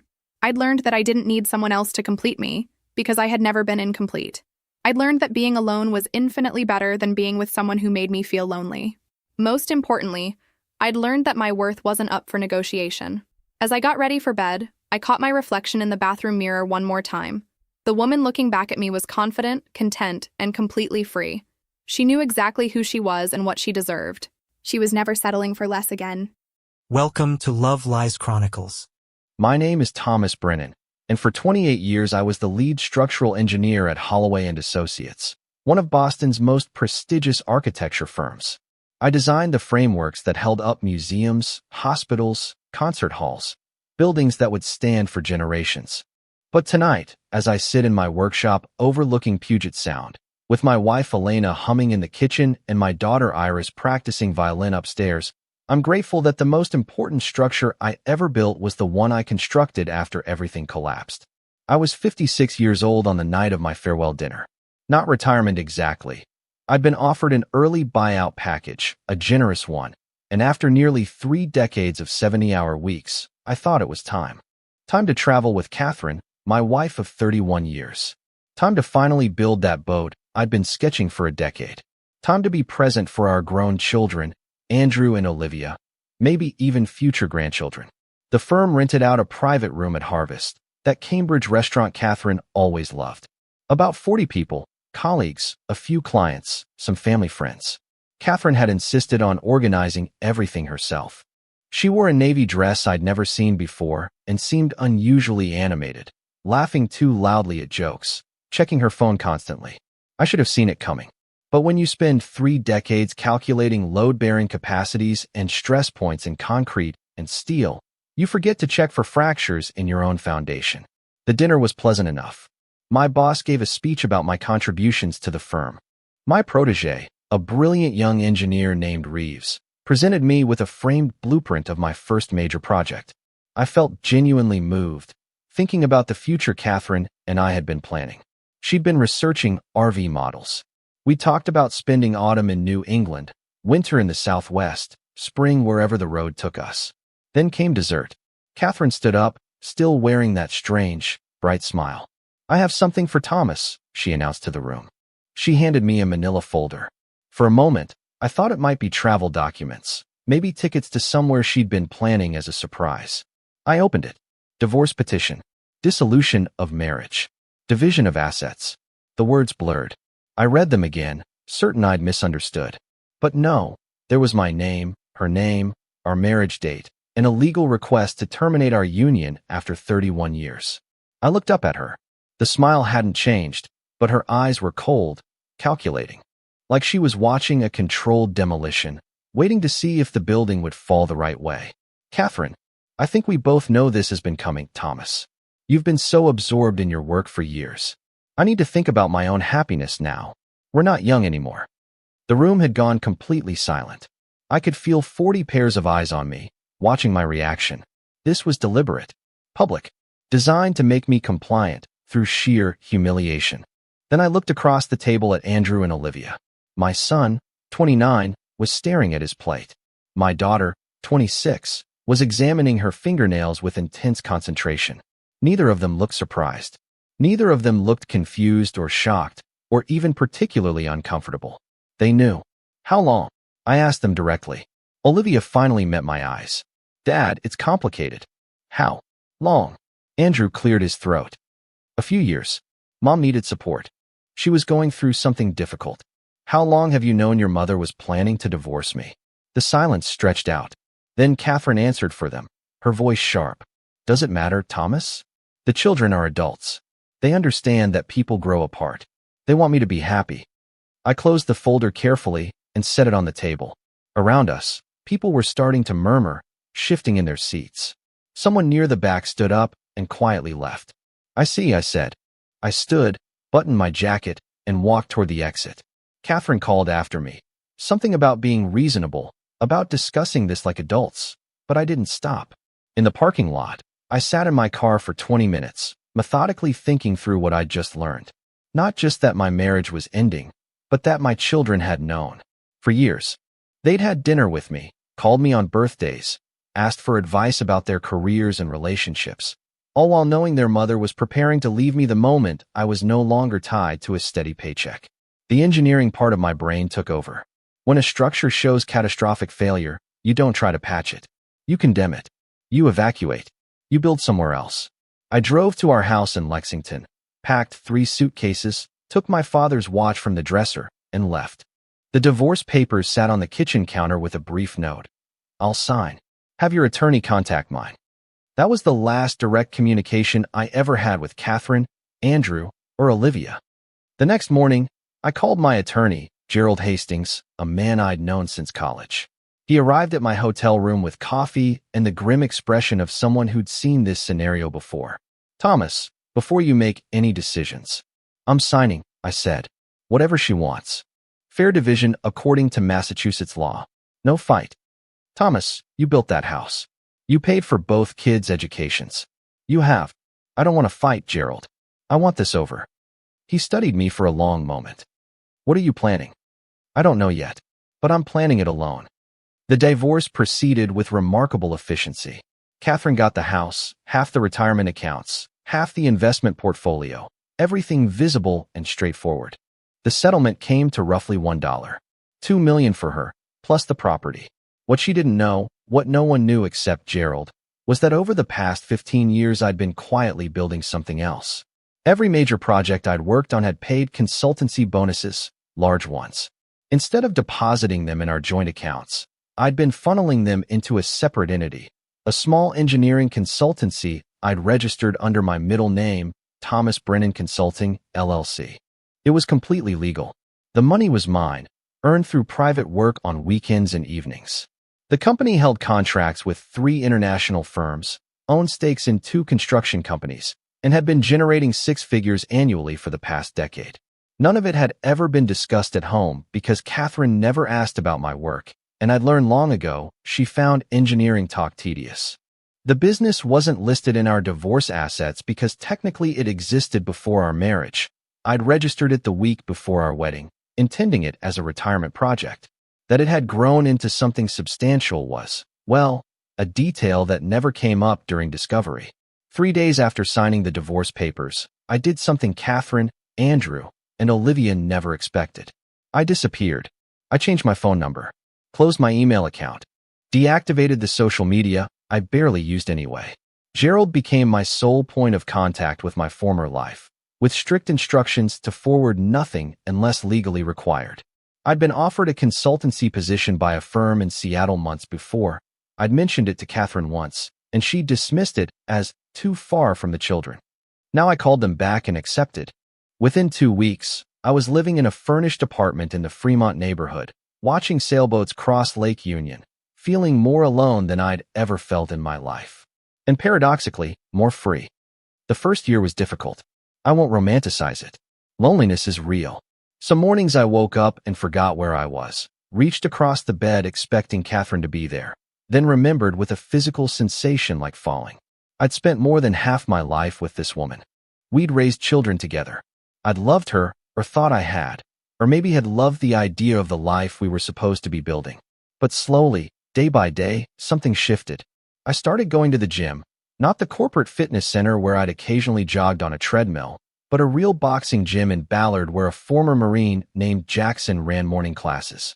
At 57, I was by far the oldest person there. I was also, apparently, stubborn enough to show up every morning at 6 a.m. until my body stopped feeling like it was breaking apart. 6 months in, I'd lost 30 pounds. My resting heart rate dropped. I could actually see my jawline again. I let my hair grow out from the conservative corporate cut I'd maintained for decades. Let the gray come in fully instead of touching it up every 6 weeks like Catherine had always insisted. Bought clothes that I actually liked, flannels and work boots instead of business casual. The work was different in Seattle, more innovative. The firm specialized in sustainable architecture, earthquake-resistant design, buildings that worked with their environment instead of dominating it. I found myself energized by projects in ways I hadn't been in years. My boss, a woman named Patricia Okoye who'd started the firm after leaving a corporate giant, told me after 6 months, "You know what's interesting, Thomas? Your early work, the blueprints from 25 years ago, they're more creative than anything you did recently. It's like you've been playing it safe for decades. She was right. Catherine had always been anxious about money, despite my steady income. Every experimental design, every project that didn't come with guaranteed compensation, she'd discouraged. We have children to think about, she'd say. We need security. Security. That word had governed my entire adult life. Now I was designing a community center for a cooperative neighborhood, proposing radical ideas about shared spaces and flexible structures, and Patricia was encouraging every wild notion I brought to the table. It was in the second year that I met Elena. She came into the coffee shop where I'd been working on a Saturday morning, Graph Cafe in Capitol Hill, carrying a portfolio case and looking for an outlet. The place was packed. I had the only table with a free chair. Mind if I sit? I promise I'm not a talker in the morning. Elena Vasquez was 48, a graphic designer who'd moved to Seattle from San Diego after her own divorce 3 years earlier. She had dark eyes that seemed simultaneously amused and assessing, and she kept her promise. We worked in compatible silence for 2 hours before she finally closed her laptop and asked if I wanted to split a pastry. We talked for another 3 hours. She told me about her marriage to a man who'd wanted her to be smaller, quieter, less ambitious. About walking away with almost nothing but her portfolio and her self-respect. About building her design firm from scratch, slowly, learning to trust herself again. I found myself telling her things I hadn't said out loud. Not about Catherine or the divorce. That felt too raw still. But about the joy of working on projects I believed in. About discovering that I still had decades of creativity left. About feeling like I was finally becoming whoever I was supposed to be all along. You know what I think? Elena said, watching me over her coffee cup. I think you spent so long being who everyone needed you to be that you forgot you were someone on your own. We started meeting for coffee every Saturday. Then dinners during the week. Then hiking trips to the Cascades, where Elena would sketch landscape concepts while I photographed structural ideas in rock formations and tree arrangements. 8 months after that first coffee shop meeting, Elena said, I'm not interested in dating casually at this point in my life, Thomas. I'm interested in building something real with someone who knows who they are. Are you that person? I thought about it for exactly 3 seconds. Yes. We were married at a courthouse in Seattle 15 months later, with Patricia and her wife as witnesses, and Elena's sister and brother-in-law, who flew up from California. Small, simple, absolutely right. 6 months after that, Elena came home from a meeting with a social worker with red eyes and a photograph. Her name is Iris, Elena said. She's 12. She's been in 3 foster homes in 2 years. Her file says she's difficult and uncooperative, which usually means she's smart and traumatized and nobody's bothered to actually see her. I looked at the photograph. A girl with serious eyes and a guarded expression, holding a violin case. Music program at school, Elena explained. Only thing she cares about, apparently. The social worker said she practices 4 hours a day. 4 hours? That's serious dedication. She needs a family, Thomas. A real one. People who aren't going to give up on her. I'd never seriously considered children after Andrew and Olivia were grown. But looking at that photograph, thinking about what it meant to be seen and valued and given space to become yourself, I felt something click into place. Let's meet her. Iris moved in with us 3 months later, after a careful fostering process where we had to prove we were stable, committed, capable. The first weeks were hard. She tested every boundary, pushed back against every offer of help, kept her door closed and her music loud. Then one night, about a month in, I was working in my home office on a tricky cantilever design, and I heard her violin through the wall. Not practicing, playing. Really playing. Something beautiful and mournful that made my chest ache. I knocked on her door. Yeah, that was beautiful. Can I listen? She studied me suspiciously. It's Bruch. Violin Concerto No. 1. You probably haven't heard of it. Play it again. She did. When she finished, I said, that bit in the middle, where you did that thing with the bow. What's that called? Vibrato. You actually want to know? I actually want to know. She started explaining technique, then musical structure.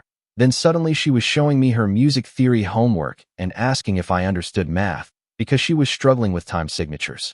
I helped her work through it.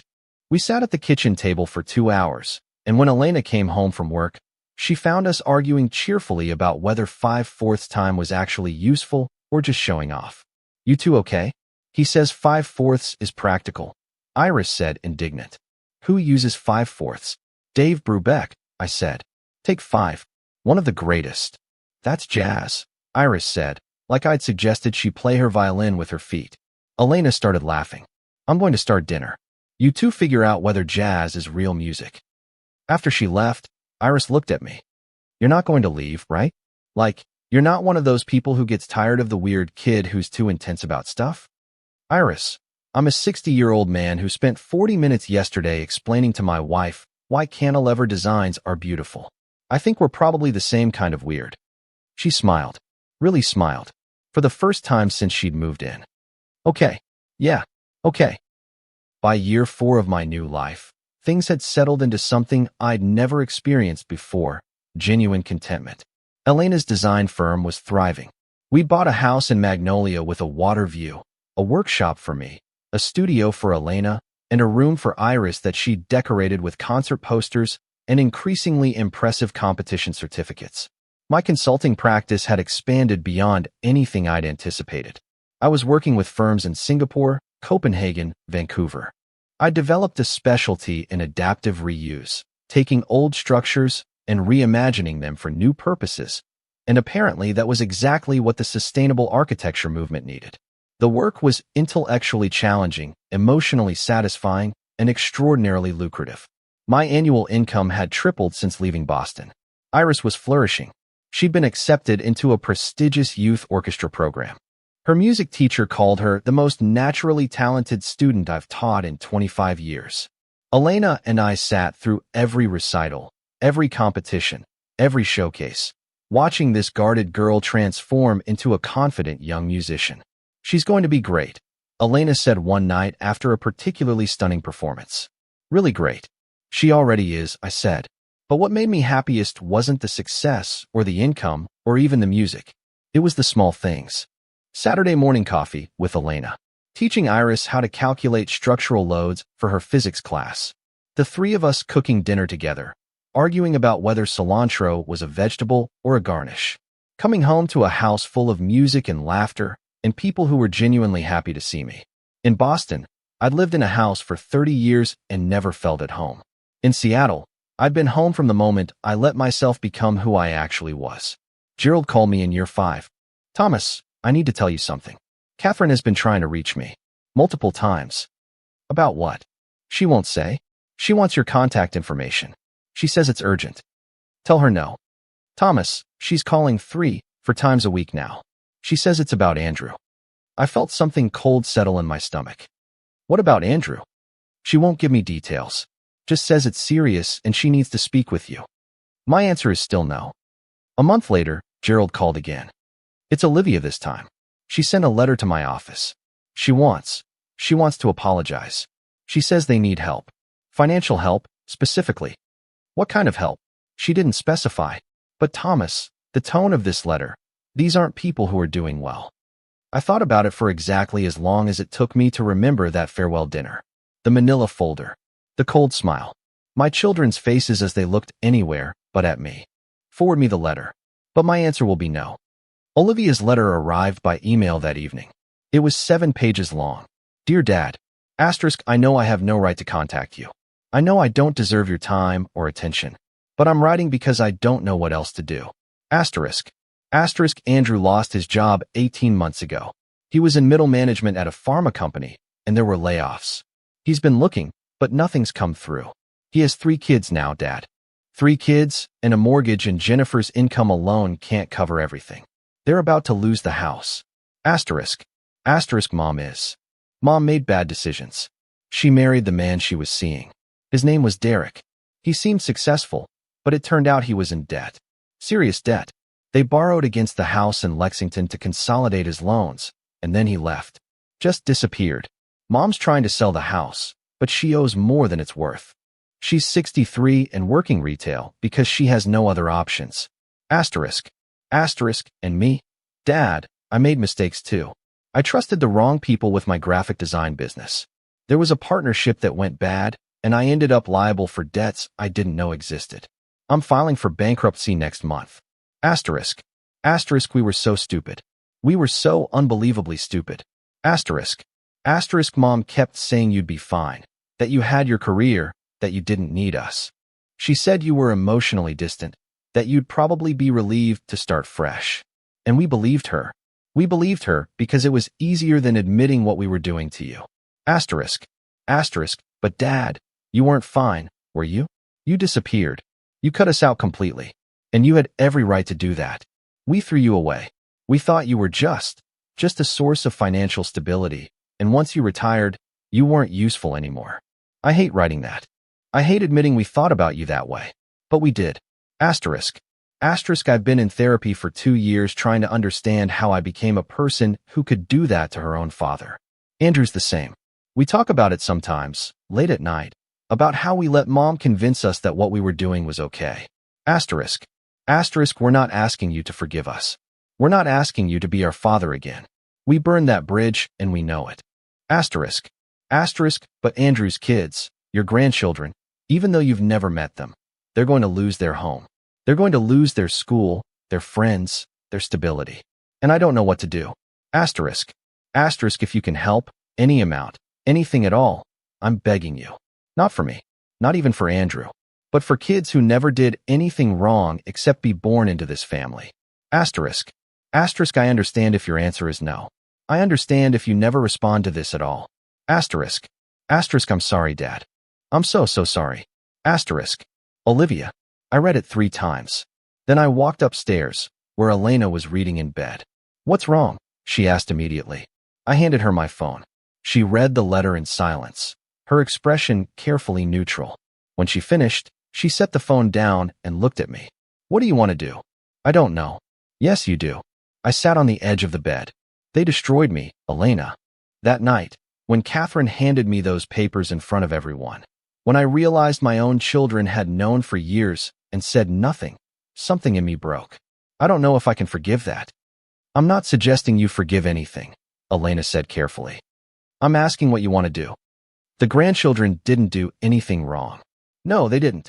But if I help, I'm opening a door. Catherine and Andrew and Olivia, they'll think there's a chance of reconciliation. They'll think they can get back into my life. Elena took my hand. Thomas, you're one of the smartest people I know. If you want to help those kids without opening any doors, you'll figure out how.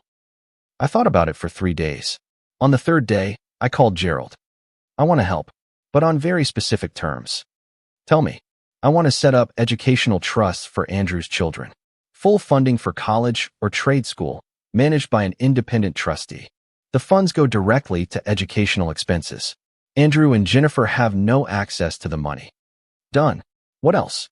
I want to send Catherine a one-time payment of $15,000. Enough to get her through the immediate crisis, not enough to solve everything. It goes through your office. No direct contact. And Olivia? I thought about my daughter's letter. The therapy. The recognition of what she'd done. Nothing. Nothing. She needs to rebuild on her own, Gerald. If I give her money now, she'll never learn. She'll just learn that I'm someone who can be manipulated through guilt. That seems harsh. It seems honest. She made adult decisions. She faces adult consequences.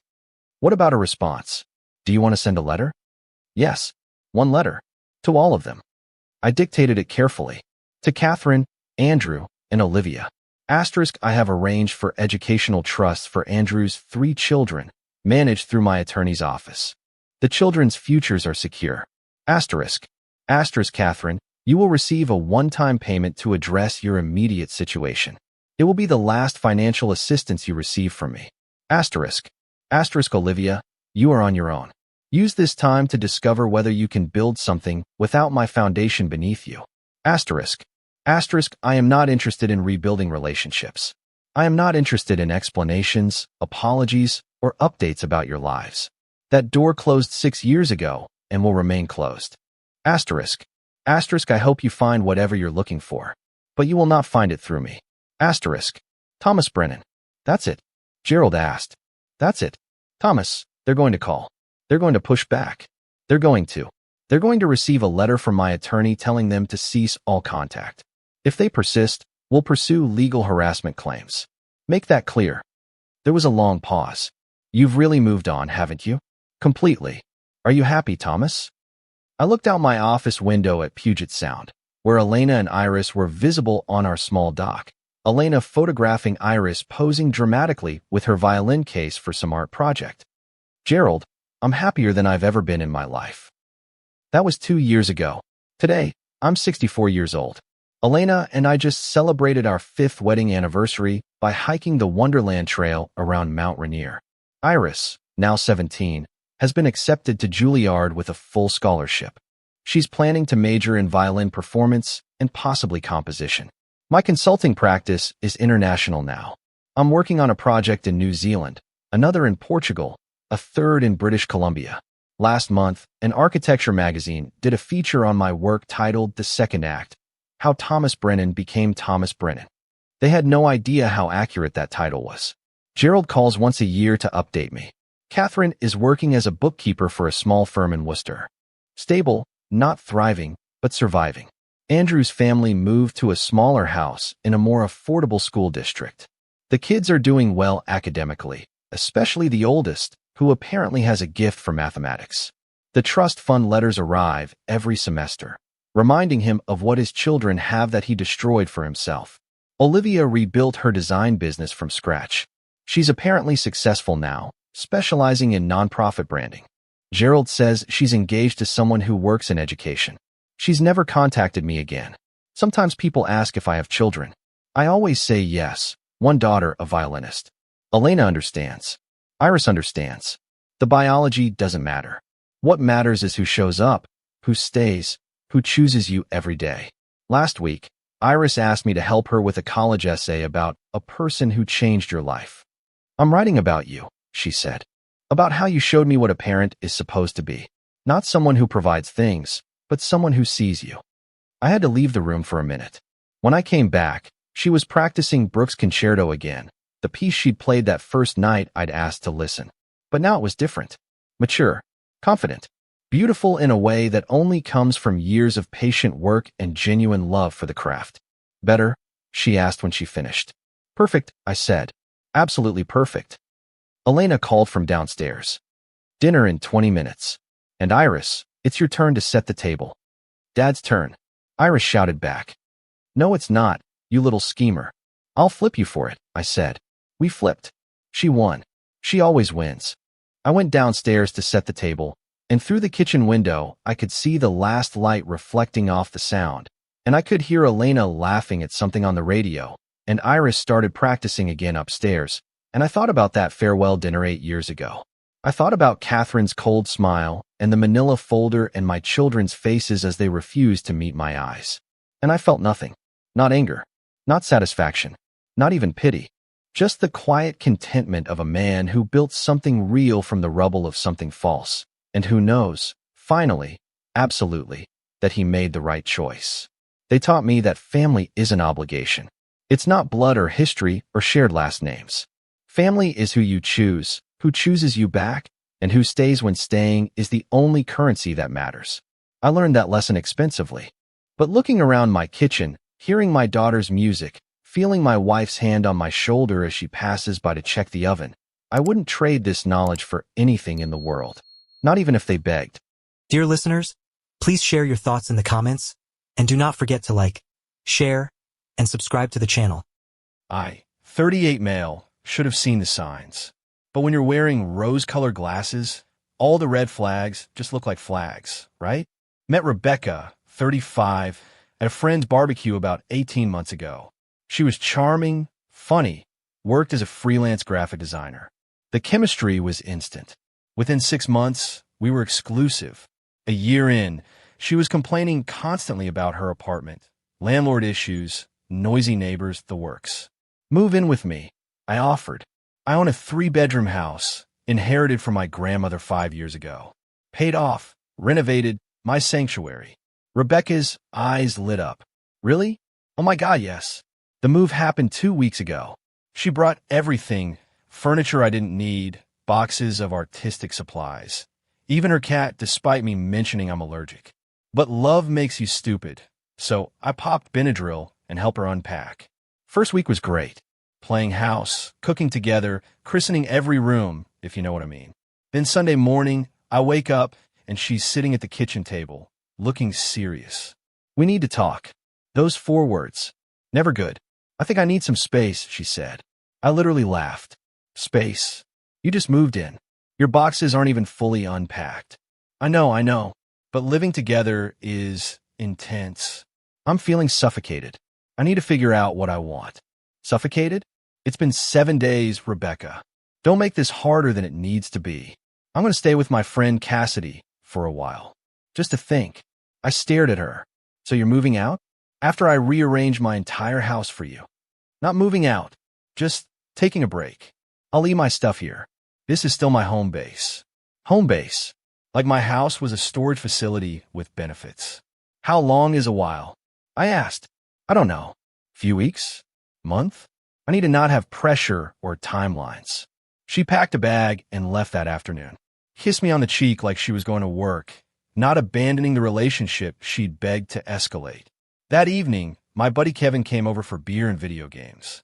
I told him what happened. Bro, he said, check her socials. I did. Her Instagram story from 3 hours after she left. Champagne glasses clinking with some dude's hand visible. Caption, new beginning sparkles. The detective work took 5 minutes. The hand belonged to Nathaniel, her client, who'd been commenting fire emojis on all her posts for months. The client she'd had multiple urgent project meetings with. So that's what needing space meant. She wanted to test drive Nathaniel while keeping her stuff and backup plan safely stored at my place. I sat there, looking at her boxes everywhere, her furniture mixed with mine, her cat glaring at me from her cat tree. Take all the space you need, I told her when she left. Time to make that literal. Update 1. Monday morning, I took a personal day. First stop, U-Haul to rent their largest truck. Second stop, public storage, where I rented a 10 by 15 unit, climate-controlled. I'm not a monster. Month-to-month lease in her name. Used the info from the lease agreement she'd signed for my place. Back at my house, I started packing. Everything. Her clothes, her art supplies, her furniture, her organic tea collection, her bathroom products, even her pretentious coffee maker that required special filters. I took photos of everything for documentation, packed it carefully, labeled each box. The cat was trickier. Called her friend Cassidy. Hey, it's James. Rebecca left her cat here, but I'm severely allergic. Can you pick up Mr. Whiskers? She left the cat? She said you were cool with watching him. Yeah, no. I need him gone today, or I'm taking him to a no-kill shelter. Cassidy showed up in an hour, irritated. This is really inconvenient. So, is abandoning your pet at your ex's house. By evening, everything was moved. The storage unit was packed efficiently. I even left a path to walk through. Dropped the key and rental agreement in an envelope at Cassidy's apartment building. Wouldn't give me the unit number, but I knew the building. Tuesday morning, got a text from Rebecca. Where's my stuff? Me, in storage. Unit 247 at public storage on Riverside. Keys at Cassidy's. My phone immediately exploded. WTF is wrong with you? You had no right. That's my property. I'm calling the police. Me. You said you needed space. I gave you space. A whole 150 square feet of it. This isn't funny, James. Me.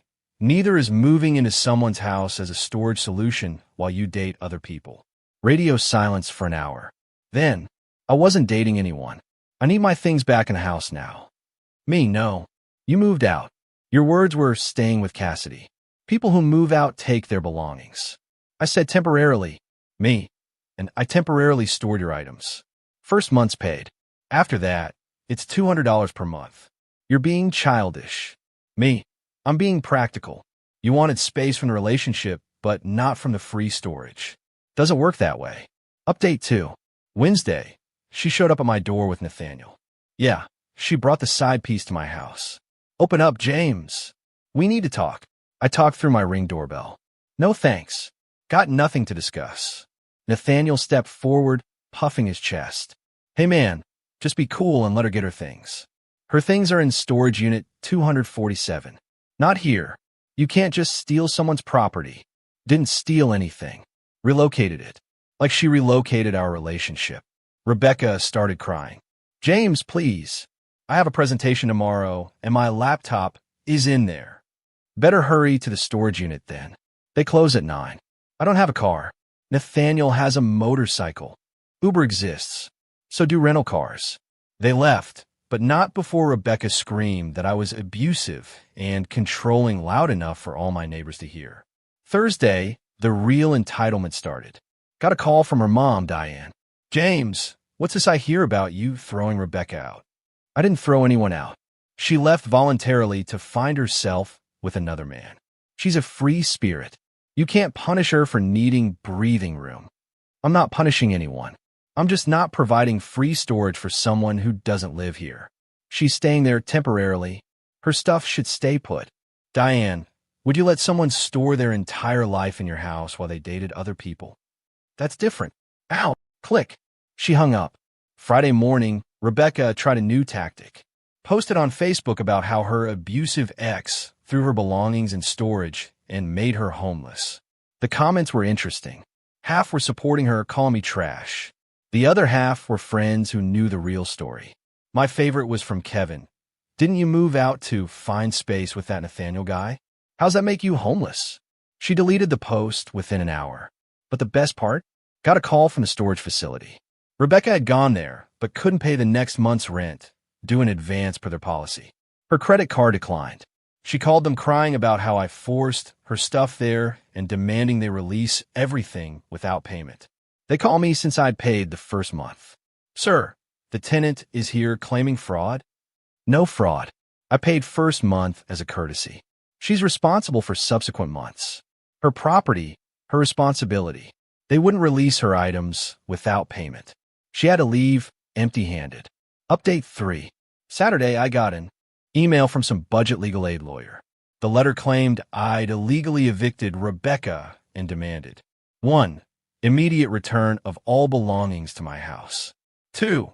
$3,000 for emotional distress. 3. 3 months of free accommodation to remedy the illegal eviction. I forwarded it to my cousin, who's a real estate attorney. He laughed. She has no case. She voluntarily left, announced she was staying elsewhere, and never paid rent. You gave her reasonable access to her belongings. Tell them to pound sand. His response letter was beautiful. Ms. Rebecca never established tenancy, having lived at the residence for 7 days before voluntarily vacating to find space. She indicated she would be residing with friends. Mr. James generously paid for 1 month of storage for her belongings. She has full access to these items upon payment of subsequent storage fees. No illegal eviction occurred as no tenancy existed and Ms. Rebecca left voluntarily. Any further baseless claims will result in a countersuit for harassment. Sunday, Rebecca's mom showed up, with Rebecca's dad, Harold, and Rebecca and Nathaniel. We're here to collect her things, Harold announced. They're in storage. You know where? No, we're taking them from here. They're not here. Diane stepped forward. James, be reasonable. She's a young woman finding herself. She's 35. She made a mistake. Haven't you ever made mistakes? Sure, like letting someone move in after a year. Won't make that one again. Rebecca started sobbing. I just needed a few weeks to think. While dating Nathaniel? We're not dating, she yelled, right in front of Nathaniel. Nathaniel looked confused. Oh, what? Becca, we literally just dash. Shut up, Nate, she snapped. Ah, trouble in paradise. Harold tried the stern father approach. Son, I'm asking you man to man. Let her move back in. No, she has nowhere to go.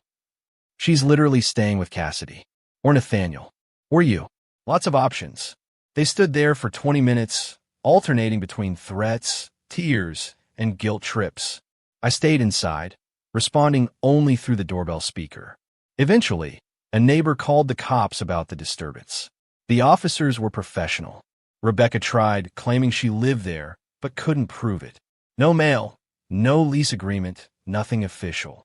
I showed them her I need space text and her social media posts about new beginnings.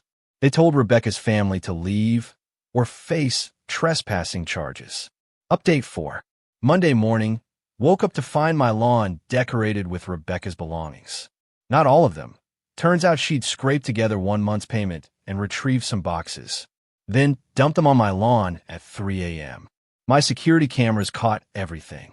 Her and Nathaniel, throwing her clothes across my yard, tossing papers everywhere. They even set up her easel with a painting that said asshole in red paint. I called the police. Vandalism and trespassing charges filed. Then I carefully collected everything, photographed it all, and took it back to the storage unit. Added a lock of my own, legal, since I was now paying for it, and informed the facility about the vandalism incident. Tuesday, Rebecca was served with a restraining order. Temporary, but it meant she couldn't come within 100 feet of my property. Her response? Had Cassidy start texting me. She's really struggling. Can't you have some empathy? Me. Had plenty when she lived here. She chose to leave. For space. Not forever. Me. How's that different from a breakup? She loves you. Me. Funny way of showing it. Nathaniel means nothing. Me. Tell him that. Wednesday, got a call from my mortgage company. Someone had reported that I was running an illegal storage business from my home. Had to send them documentation proving Rebecca's stuff wasn't there. Thursday, animal control showed up. Anonymous report that I was abusing a cat. I don't have a cat, I told the officer. Report says you threw out your girlfriend's cat. Her friend picked up the cat 4 days ago. I'm allergic.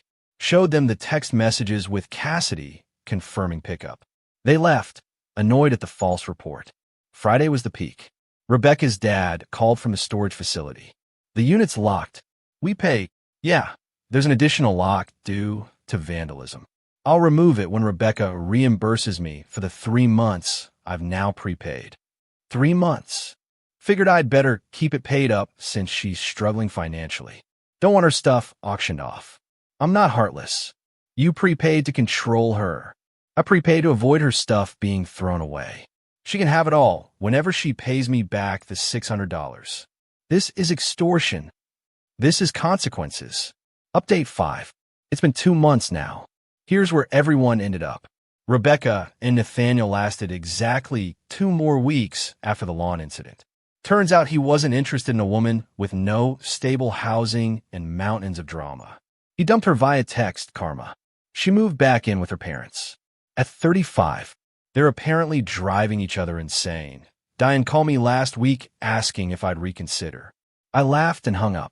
The storage unit situation resolved when Rebecca's dad finally paid me the $600 plus the next month. Took them 6 weeks to scrape it together. I removed my lock, transferred the rental fully to Rebecca's name, and washed my hands of it. The restraining order was made permanent after Rebecca violated the temporary one by sending me a letter. A 5-page handwritten letter about how I ruined her chance at happiness, and how Nathaniel would have been the one if I hadn't traumatized her with the storage situation. Yeah, my storing her stuff is why Nathaniel dumped her. Not her drama, entitlement, or the fact she told him they weren't dating while he stood right there. My house is back to being my sanctuary. Replaced all the furniture she'd moved around, deep cleaned everything, and finally don't need Benadryl in my own home. The best part?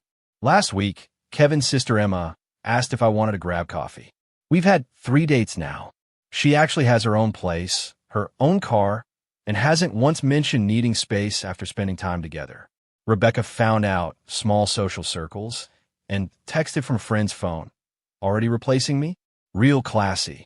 I didn't respond, but Kevin did. He replaced the furniture you left behind. You replaced yourself when you left for space with another dude. Here's what I learned. When someone shows you who they are in the first week of a major commitment, believe them. Rebecca showed me she saw my home as storage, my relationship as a safety net, and my boundaries as suggestions. She wanted space? She got it. 150 square feet of climate-controlled space at $200 a month. More than fair for someone who wanted to have her cake and eat it too. The funniest part? Heard through the grapevine that she's telling people I overreacted to a simple request for breathing room. Sure, Rebecca. And you simply underreacted to the concept of commitment. My favorite text from her mom last week. She's been crying for 2 months. When will you forgive her? My response, when she pays me back the storage fees and therapy costs for dealing with her chaos. Haven't heard from them since. For anyone dealing with similar entitlement, document everything.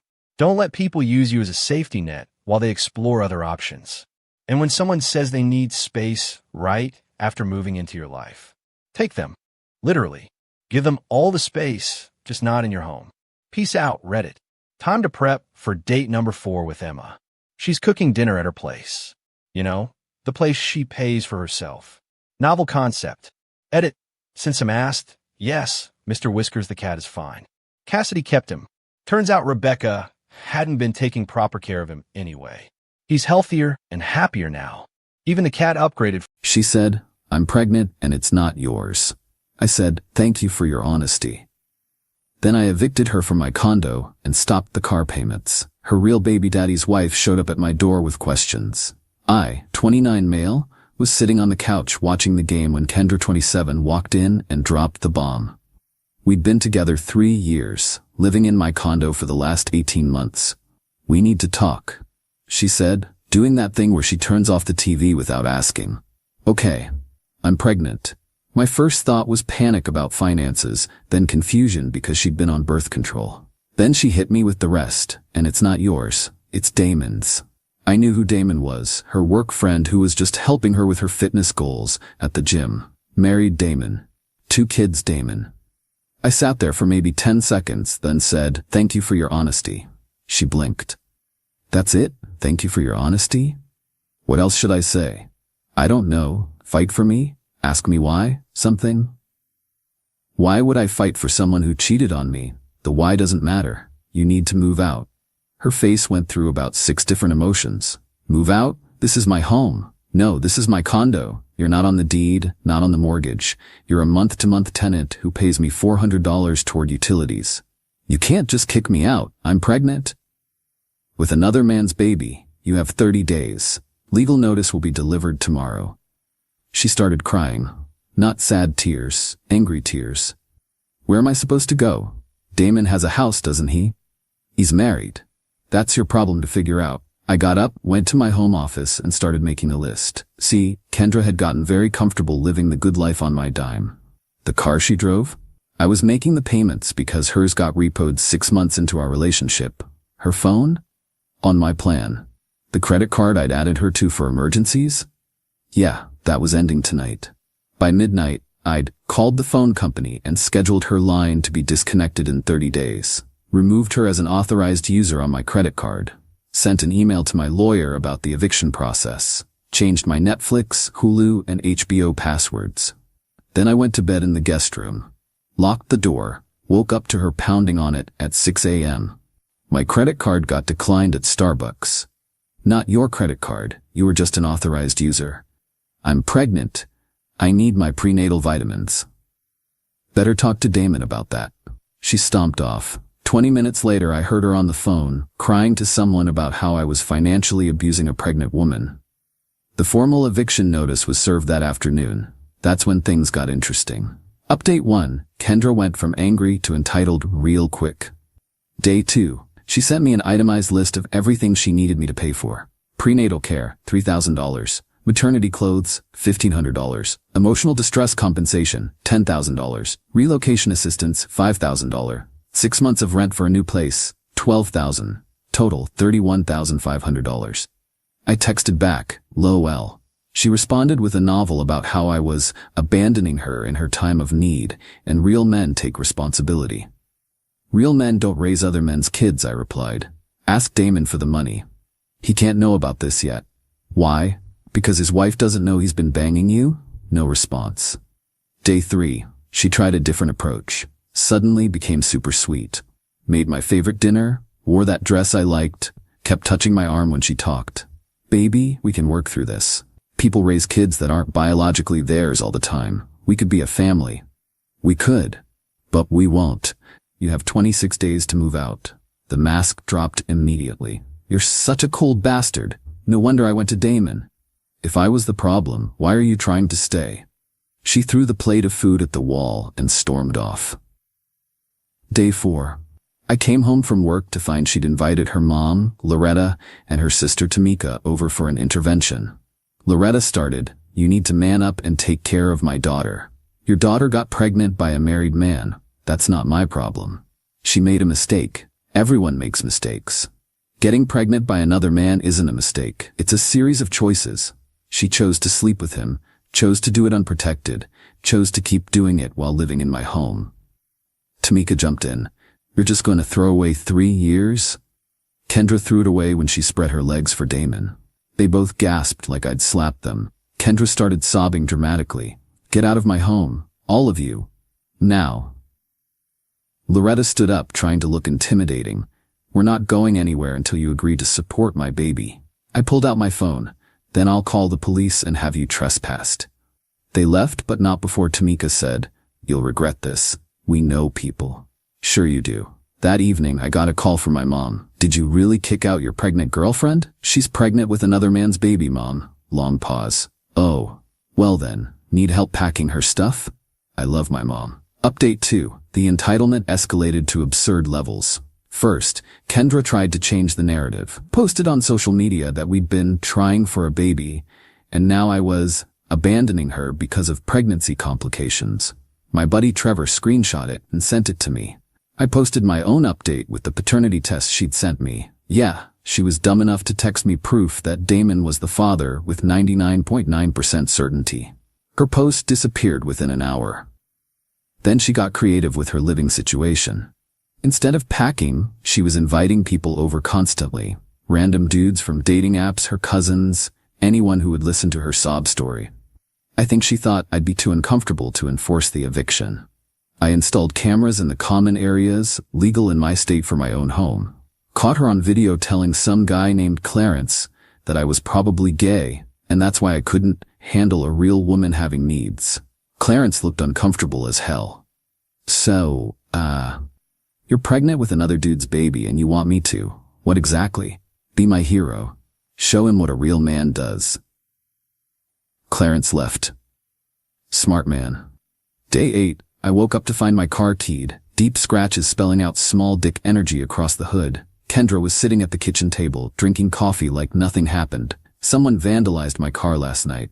That's terrible, she said, not looking up from her phone. Must have been random. The cameras will show who did it. She went pale. You have cameras outside? Yep. Installed them yesterday. She suddenly had somewhere urgent to be. Checked the footage. It was her, clear as day, at 3 a.m. with her teeth out. I filed a police report and sent the video to my insurance. Also forwarded it to my lawyer for the eviction case.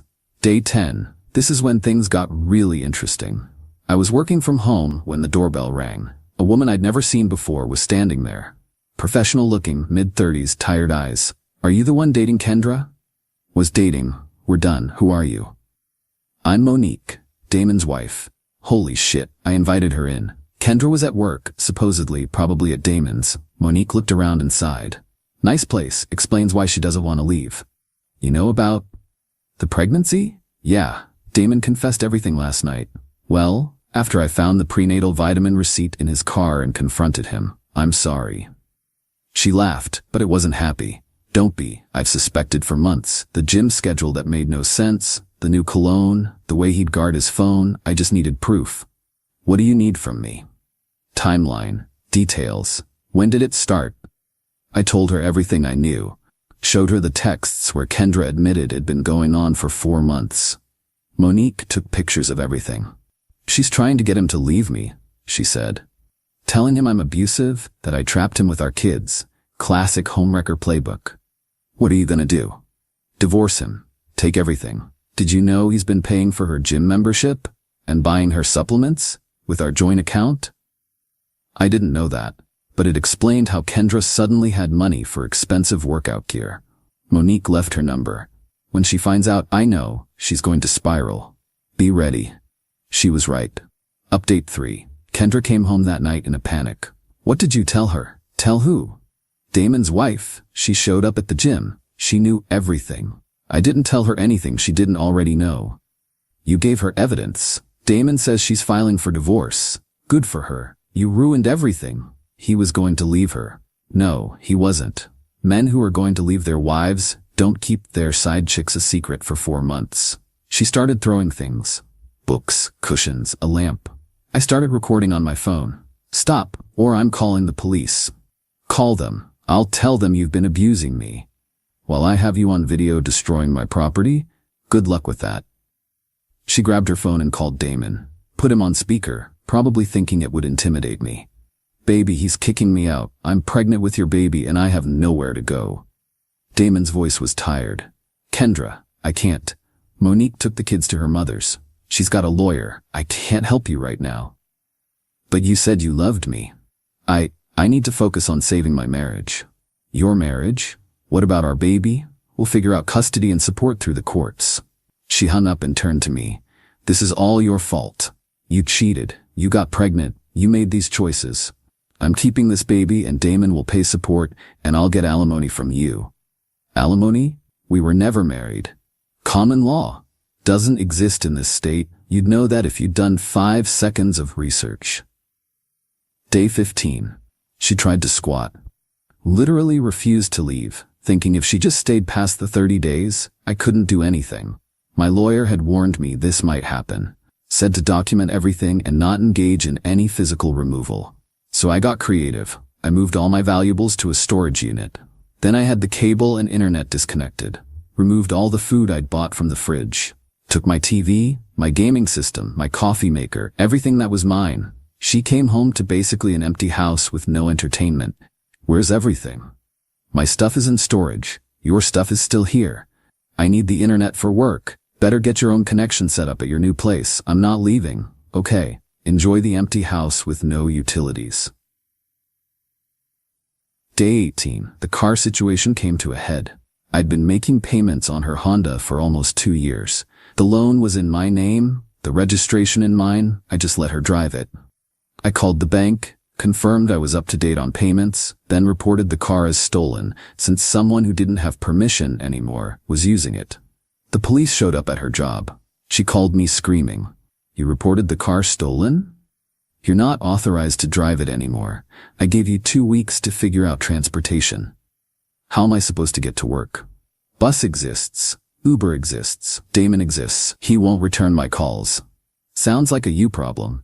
She had to Uber home. Cost her $65. She complained the entire night, loud enough for the cameras to pick up her saying she was going to make me pay and ruin my life. Good luck with that. Final update. Eviction day arrived with drama I didn't expect. Kendra had refused to pack anything. Her plan was to make the eviction as difficult as possible, probably hoping I'd give up and let her stay. The sheriff arrived at 9 a.m. with the moving crew I'd hired. Kendra was still in pajamas, recording everything on her phone. This is illegal. I'm pregnant. You can't evict a pregnant woman. The sheriff looked tired. Ma'am, this is a legal eviction. You've had 30 days notice. Please gather your belongings. I'm not going anywhere. That's when Monique showed up with paperwork. Kendra, you've been served. She handed her an envelope. Kendra opened it and went pale. What is this? Alienation of affection lawsuit. It's still valid in this state. You knowingly pursued a married man, got pregnant with his child, and attempted to destroy my marriage. I'm suing you for $150,000. You can't sue me. I don't have any money. You will when Damon pays child support. I'll be taking a nice chunk of that. Kendra turned to me. You planned this. I didn't plan anything. You made your bed. Now you're getting evicted from mine. The moving crew started loading her stuff into boxes. She tried to stop them, then tried to claim things that weren't hers. That's my TV. I have the receipt from 2019, I said, before we met. Those are my dishes. Also have that receipt. She got increasingly desperate. Called Loretta, who showed up with Tamika and some cousin named Jerome who thought he was intimidating. Jerome stepped to me. You gonna do my cousin like this? Your cousin did herself like this. Step back. The sheriff intervened. Sir, if you interfere with this eviction, you'll be arrested. Jerome stepped back. As they were loading the last boxes, Kendra played her final card. I'm bleeding. Something's wrong with the baby. Everyone stopped. The sheriff called an ambulance. Paramedics arrived, checked her out. Ma'am, you're not bleeding. Your vitals are fine. But I feel pain. Would you like to go to the hospital? She realized if she went to the hospital, the eviction would continue without her. No, it's better now. The sheriff was done with her games. Ma'am, you need to leave now or you'll be arrested for trespassing. She finally left, but not before one last attempt. When this baby comes, you'll regret this. Everyone will know what kind of man you are. Everyone already knows what kind of woman you are. Monique laughed. Actually laughed. Girl, by the time this baby comes, Damon will be living in a studio apartment paying me alimony and child support for our 2 kids. Good luck getting anything from him. The look on Kendra's face was, well, it was something. She moved back in with Loretta. Last I heard through mutual friends, Damon is fighting the divorce but losing badly. He's denied paternity despite the test. Kendra's working 2 jobs because no one will hire her full-time while pregnant. Loretta is charging her rent. Tamika won't let her stay there because of the energy. As for me, I turned her room into a home gym. Started dating this woman Simone from my running club. She owns her own business, has her own place, and thinks the whole story is a masterclass in not taking anyone's crap. Monique and I are weirdly friends now.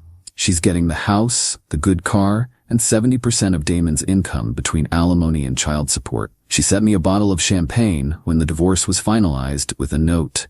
Thanks for the evidence. The best part? Kendra still texts me occasionally. Usually when she's drunk.